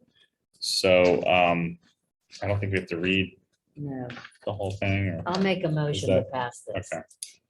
'Cause we already had discussed it last meeting. Yeah, it's been advertised for. Yep, yep. I'm Weeks. just making sure we follow protocol. So first by Mrs. Wharf, I'll second that. second by Mr. Floda. Any questions or comments? All right, all those in favor, please say aye. I, Any opposed? All right, motion passed. Next up, we have new business. First is a potential resolution adopting the LED streetlight shield policy. This was at our last workshop, I believe, correct? we discussed this. We too. talked We about talked- it. I remember and talking we about it. talked about it and then Trish wrote it up. Okay. Is that gentleman still on? Oh, Yeah. Okay, good. So, yeah, I guess I'll take a motion and then we can have comments or questions. Do you want to maybe read the top so the gentleman that's listening to the meeting? Yeah, so this is a resolution adopting a policy on installation of light shields for LED streetlights.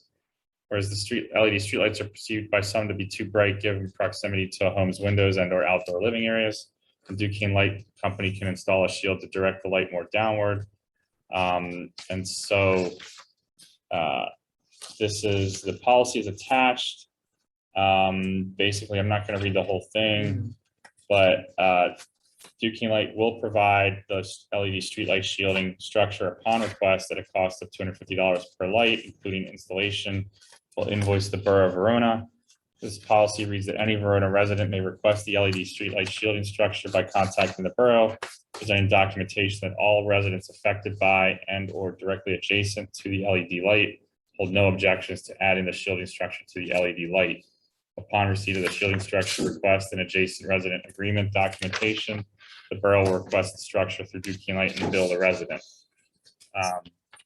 I just wanted to respond. So the individual, I think his name was Edward Strife. Mhm. He indicated he had a question about who needs to be on the petition. So it indicates that all parties affected and residents that are adjacent. So those parties that may not be affected but are adjacent to the light also need to be on the petition, according to this policy.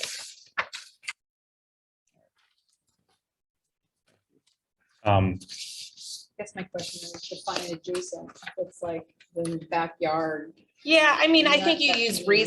reasonableness, if it's, if it's three houses down and it's not really bothering you, I wouldn't call that adjacent, but if it's against, near your house, that you can see it and it's right near your property, but it's not affecting you, you still need to sign the petition, so.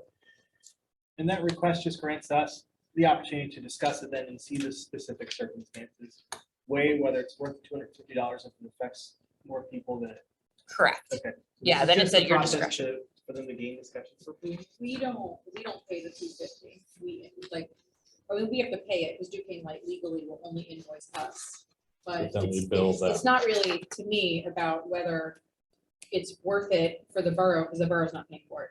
It's the requester who pays. It's the requester who pays for it.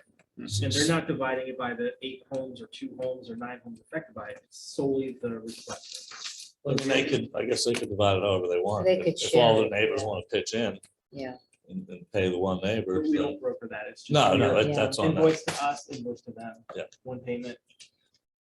I make a motion, we pass this resolution. So just so, oh, go ahead, you can No, finish no, your it's- motion. yeah. All right, first by Mrs. Wharf, second by someone second. I'll second. Okay, looks like Trish. Any questions or comments? I have a question / comment. So what I'm getting is general rule of thumb with this would be if you're requesting one of these shields that you would at least need your neighbors on either side of you and maybe the one across the street. Because those will all be adjacent to the said streetlight. Correct. That's the way the policy's written. Just to put it in simpler terms. like, Yes, To cover yourself, everybody on either side of you and the person across the street. You're agreeing to. Yeah, that's, they would have to get a signed petition, I think, is it worded? Or, you write it as a petition, I believe. I thought that's how the wording was. Says presenting documentation that all residents affected by and or directly adjacent have no objections. So So, that would be a petition. yeah, resident agreement documentation, which, Yeah, yeah. A little deceiving, so I'd suggest that it's representation for the household, so it's not like the husband, the wife, and 3 kids, so like, that's 5 versus. neighbors No. that are No, you know what I mean? Just like one person individual from the from house. the house Yeah. that's over the age of 18 or older. That's the way the courts would interpret that. And like Vince said, left, right, top, bottom of the property, Yeah. and that's enough to start Yeah. to initiate. I just didn't want this guy to be knocking 10 houses down on his neighbor's door when he doesn't have to. So, I guess, yeah, so is this, as written, is this clear enough to interpret and for I the believe so. office to? So I would disagree, Oh. as the person who answers the questions for the, right, for the petting zoos in the backyard. I think that it's gonna become who determines who is affected by or directly adjacent to. And I think that's gonna fall on the administrative office some of the time. It's gonna fall on residents some of the time. And then there's gonna be a, why did the borough tell this person they had to do these people, but not those people? And so I think that needs to be personally removed or like very explicit, like immediate neighbors, meaning I don't Person care, on I either don't side of you, care, I yeah. don't care if 3 doors down can still see the light, doesn't matter, it's right left of you. Like, I think it needs to be very, very. That's why I was clear. asking. That's what, that, it seems better like The that. definition of adjacent would be right and left. Mhm. But it would be all 4 corners, depending on how.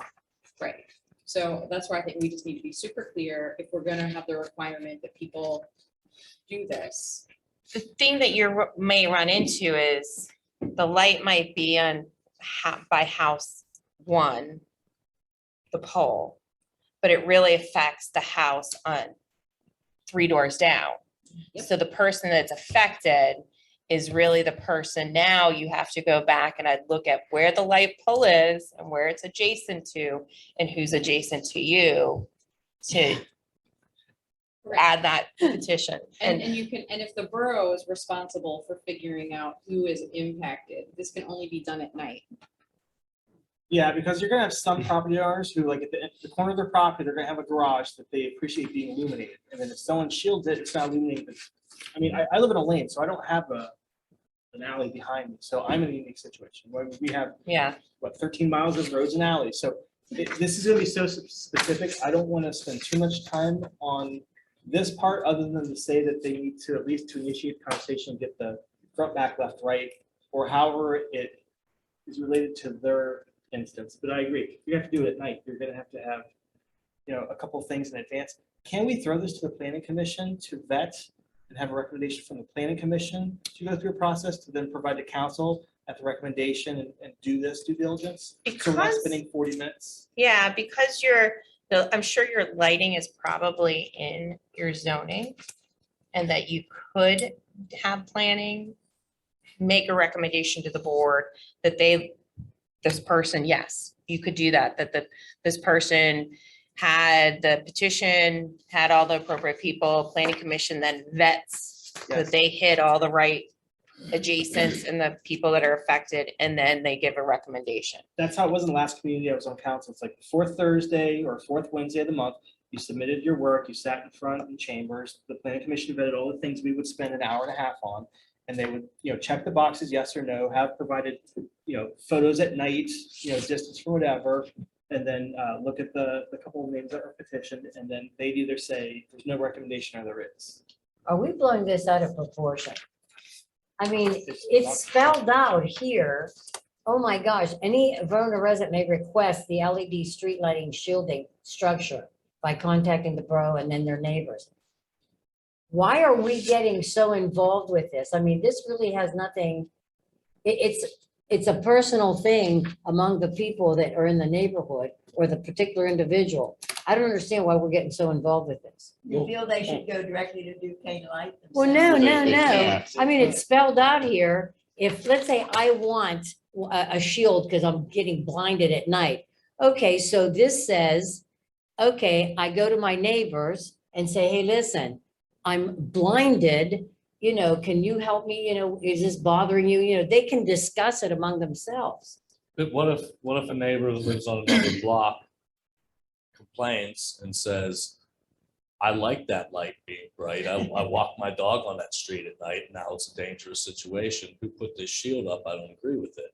And then we get into the fact where we might have to refund $350 to somebody because we have to take the shield down because somebody else complained about it. Okay, but that shield isn't, I mean, it dims the light a little bit, but not to the point that it's like, you know, dark. No, it just directs. it. Yeah, yeah. So it's not really that serious. So that's severe.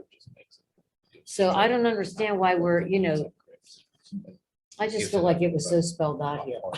Yeah, I mean, I think it's still very ambiguous as, it's like Christine said, it's gonna come down to residents and Christine and Teresa to figure out who's affected and what's adjacent, because it could, I mean, You know, what, I believe when the shield goes down, like up at Cribbs Field, those lights there, they have a shield on it.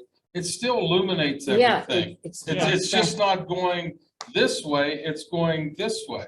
Yeah, it's not. I that don't know, bad. am I right? It gives it a hard cutoff line to where it might not cause a glare or something like that on someone's window. So you're still gonna get your street lit up, it's just not, it's gonna be this way, it's not gonna be like this where it's going outwards. I mean, that's my interpretation. Yeah, that's why I don't think this, of it. I don't know why it was So why do we dwelling. need the neighbors to sign off if it's still illuminating the whole street? Yeah, if it's blocking your deck or your bathroom or bedroom window, then like you don't need to have permission to block light from your property. There's no need for petition. I mean, you could get a neighbor next door that doesn't like you. No, I gotta go to that neighbor and he's definitely gonna say, no, you know, I'm not gonna, sign it.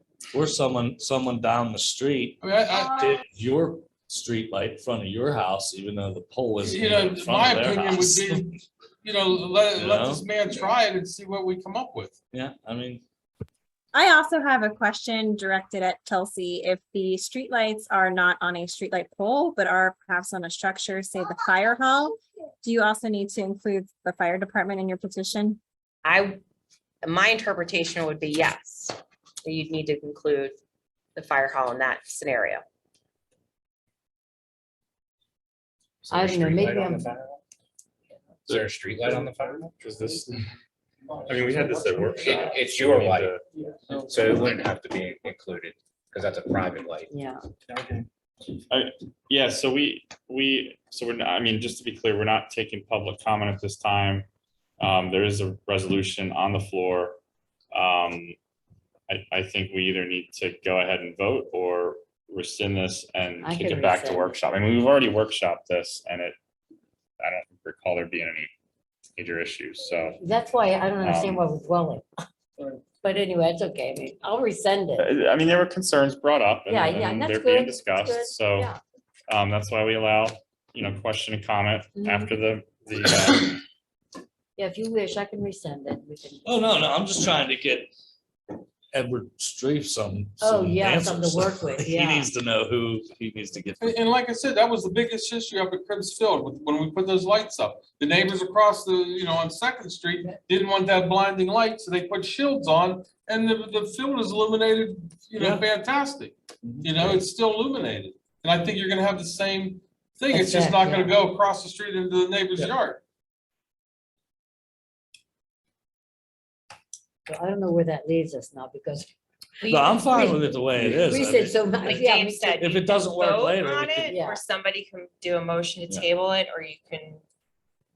It's whatever you wish. I just felt it was okay the way it is, but again, that's just me. Did anybody second it yet? No. I mean, I'll second it. if you Yeah, don't. Trish. Trish Oh, did, seconded oh, it. Well, then I'm let's vote. sorry, Trish, I'm sorry. Yeah, You're Doesn't fine. work, we can change it in the future. yeah. All right. All those in favor, please say aye. Aye. Aye. Any opposed? Well, Christina, you're not happy with this. Right. I Chris- do, I serve at the will of council. Okay. Well, no, but your input's important too. I have stated my piece. Okay. Thank you. Motion passed.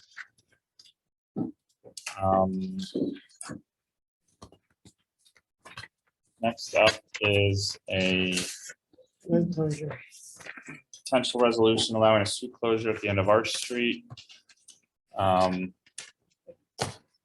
Sure, go for it.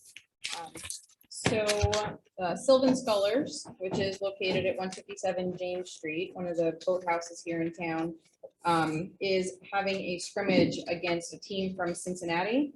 And they're coming in since the Cincinnati team is coming in on September 23rd. And if any of you've seen these boats, they're quite long. They're also quite expensive.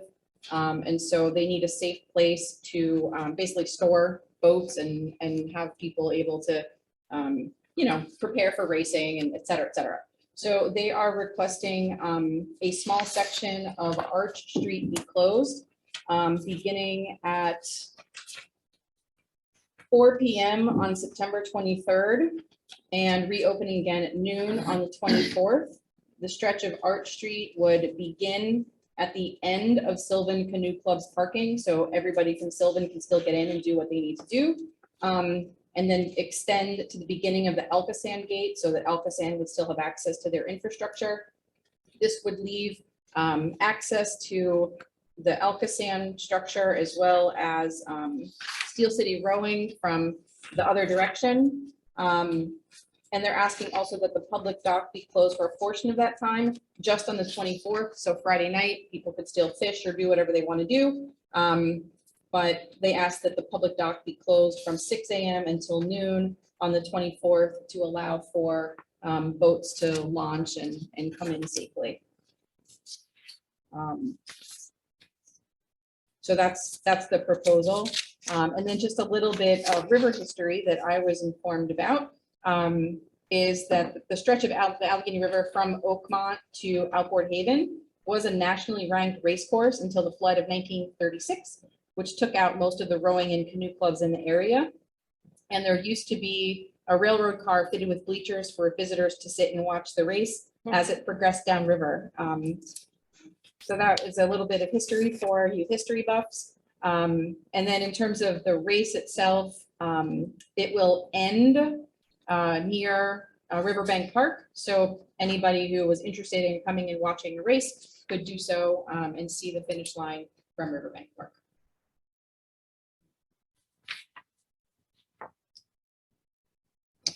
All right, do I have a motion or do I have a? Yeah. I'll make a Motion for the I'll resolution, second that. pass the resolution, sorry. Okay, yeah, I just forgot where we were in the meeting. First by Mr. Flotis, second by Mr. Warren. Any questions or comments? I think as long as we just notify all the neighbors and it's made public, I mean, this is the first I've seen. This is the great event to have here. Yeah, I mean, I know that Dory is a member of Sylvan Canoe Club as well, so as am I, so I'll make sure that they're aware, but I don't see an issue with it. So sounds like a great event. All those in favor, please say aye. Aye. Any opposed? All right, motion passed. Last but not least, we have a potential resolution on fall intern. Christine, do you want to explain this one? Yeah, so, well, Taylor just gave her second of two presentations for the summer. And, I personally have been quite impressed with her.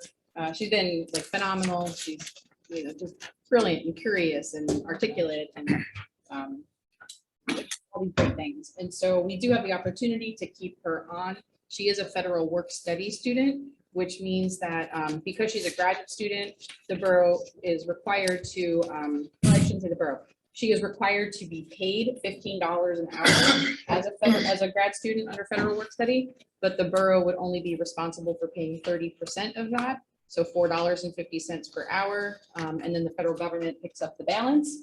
And she's available for approximately 10 hours a week. So we're looking at approximately $45 a week to keep her on for as long as she's a grad student, which is another year. Well, not year from now, till spring, if we are so inclined. And I wanted to see if there was interest in that. Because if we are not interested in continuing internship, she does need to seek other employment for the year. I'll make that. I'll second it. All right, first by Mr. Warren, second by Mrs. Provenza. Any questions or comments? Great two presentations, I think, again, tonight. I like hearing when she was presenting, she kept saying we and our and us, like she's really vested in this. I appreciate the time she spent here and her talent, and also the coaching and management from Christine. So really appreciate selecting her and then working her through her time here, and hope she can stay for a lot longer. And she's laying some groundwork for a comprehensive plan. Mhm. Everything. I mean, we're getting it all. Very good. All right, all those in favor, please say aye. Aye. Aye. Any opposed? All right, motion's passed. All right, that concludes our new business. Next, at this time, council will hear comments from the public on public-related items. Please approach the podium or raise your virtual hand and clearly state your name and address and limit your comments to 3 minutes. Can I say something before that? Sure. I might have missed it, but did you announce we have an executive session at the beginning of this meeting? Yes, Yeah, I you did, announced it yeah. at the beginning, but thanks for the reminder. I- So looking online, we have no virtual hands raised. We have someone in person.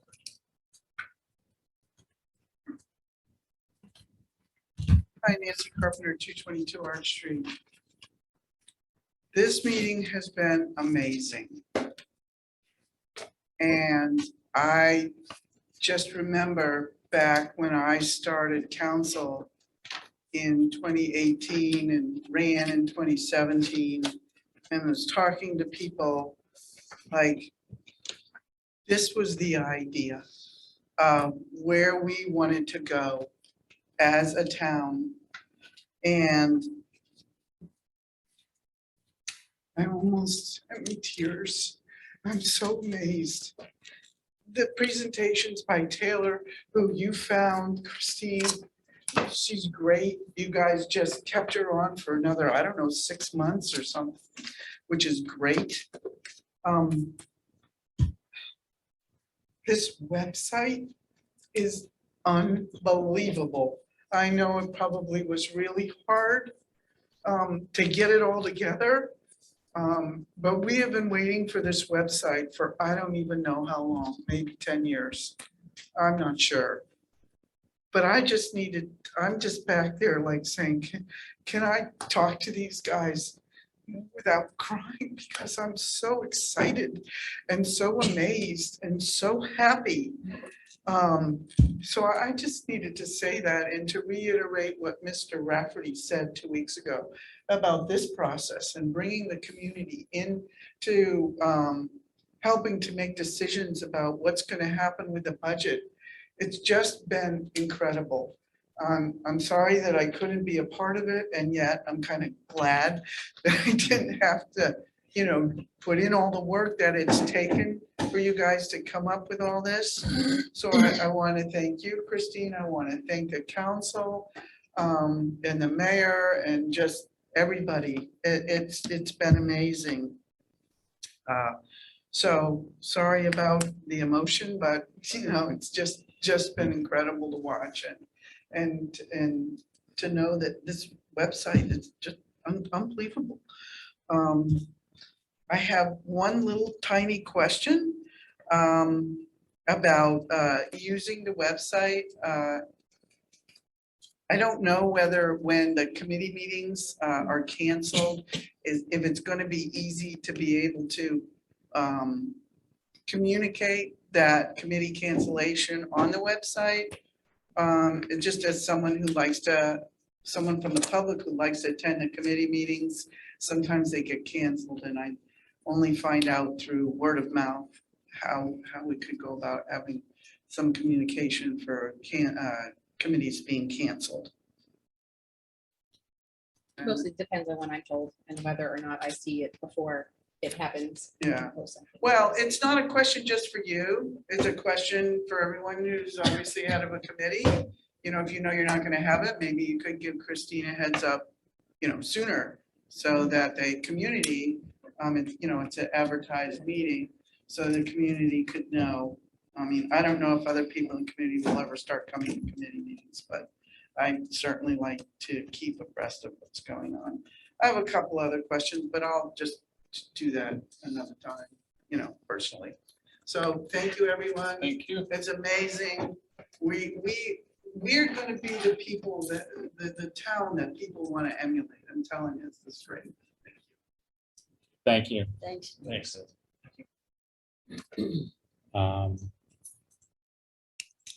Did you have a comment here?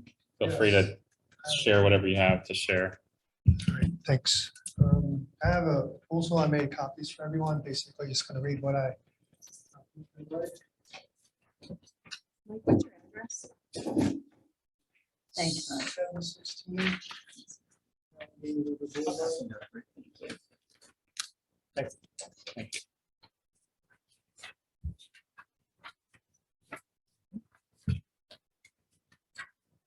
This is a proposal to Verona Borough Council for Community Weeding Day in Railroad Park for October 22nd, 2022, submitted by Mike Rebecki today. My name is Mike Rebecki. I live in Verona on 716 Allegheny River Boulevard. And I want to bring up an item for possible discussion and approval as an agenda item, either this or next council meeting. Along the roads towards having a native plant habitat designation someday, would it be okay to schedule a Railroad Park Volunteer Weeding Day on October 22nd, 2022? It would involve weeding around the bases of the trees located in the park. It may include the removal of several non-native species of trees, some of which are listed as invasive major threats. Besides volunteer seedlings less than 9 feet tall, President of the Parks and Recreation Board, Tim Long, and Vince Flota and myself have identified these 42 trees on site. This site here, 29 of which are identified as native, eastern white pines, 2 of which are non-native, blue spruce, 4 more presumed non-native, Japanese pines possibly, 3 of which are invasive threats, 2 of which are invasive and recently banned for sale in Pennsylvania, being listed in the year 2021 as noxious weeds, meaning by law, they are identified as a plant that is injurious to public health, crops, livestock, agricultural, and or other property. And finally, 2 that are unidentified, the ones right out the window here, haven't been able to identify those yet. The volunteers can pretty much handle all the weeding of the trees except in 2 areas involving the 5 highly invasive trees. One is the 2-calorie Bradford pear trees at the parking lot's entrance. And number 2, the 3 of Tree of Heaven trees. They are prime food supply for the dreaded spotted lanternfly. And those trees circle around one of the non-native blue spruces along the northwest tree line. With private donations and with council's approval, I could set aside bonding money to either have an outside contractor use heavy equipment to take down and remove the stumps of the 5 invasive trees, or offset, if not all, some of the costs of having our own public works do the job. I would recommend taking out the 2 non-native blue spruces as well, since although non-invasive, they tend to attract invasive trees and plants such as the Tree of Heaven. I would also ask that the removed calorie pear trees at the parking lot entrance be replaced with native trees such as American plum, Juneberry, redbud. The stunning American fringe tree has a magnificent aroma in the spring, or other similar. So thank you. Questions or comments? So we won't be, council's just hearing about this now, so we won't be discussing or taking action on this tonight. Okay. We actually aren't allowed to. So I would suggest that maybe this be put on the next workshop meeting for council to discuss. And then, take action would probably be at the September business meeting typically. But do you have a time frame by which you need to know like a decision on this. It's just a shoot for the date, October 22nd. I mean, Yeah. we could, if things don't happen by then, we can at least come out and do the weeding, that what we can do by hand. And the other stuff that requires heavy equipment can be at another date. But if it might be possible in this time frame to schedule those things, it shouldn't be too much of an issue just to cut down the trees and scoop out the stumps.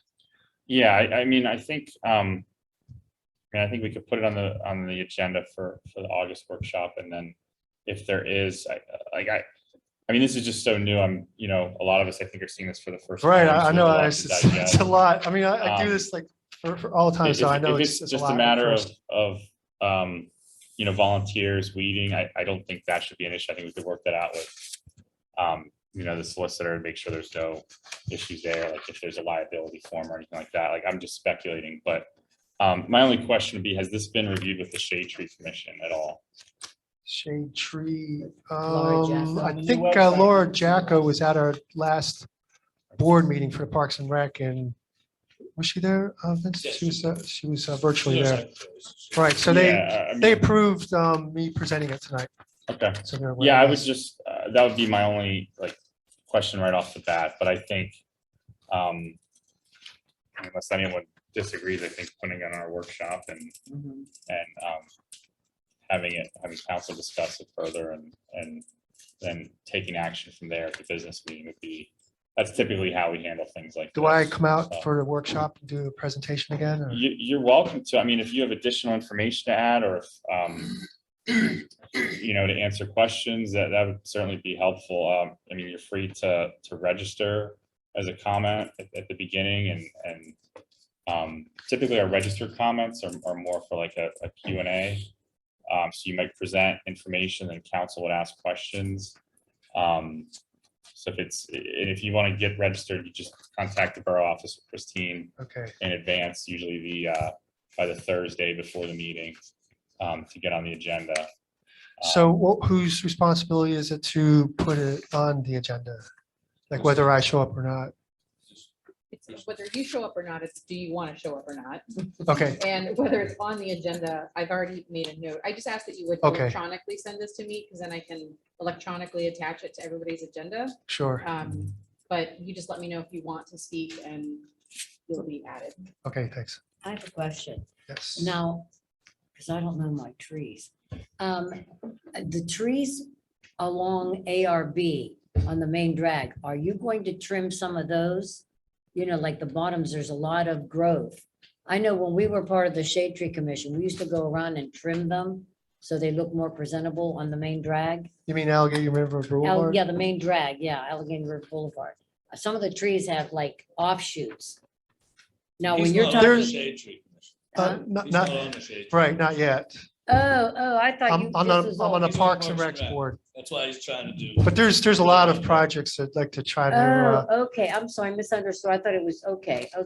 but I figured I'd start looking at things that are Parks and Recs and borough property Oh, God, first. okay, Kind of as okay. an example, this one just not a whole lot of issues going on, so it'd be a good place to start. Okay. To knock Yeah. some stuff out. and Yeah. Have a little gem here and then go from there. Yeah, thank you for sharing this. This is great. I think there's a lot for council to think about, and we can discuss further at the workshop. And again, if you're welcome to come and speak again and add any additional information you have or things like that. And I think it's a great idea. We need enthusiasm, people with enthusiasm to do projects. Volunteers are always. Volunteers are always nice, yeah. Okay. All right. Thank you. Thank you. Any other comments? No comments online, and that was it. All right. We have a motion to adjourn. I'll second it. All right. First by Mrs. Provenza, second by Mrs. Wharf. Any questions or comments? All those in favor, please say aye. Aye. Any opposed? Motion passed. Thank you all. Have a great evening. What do you need me to bring for the dinner?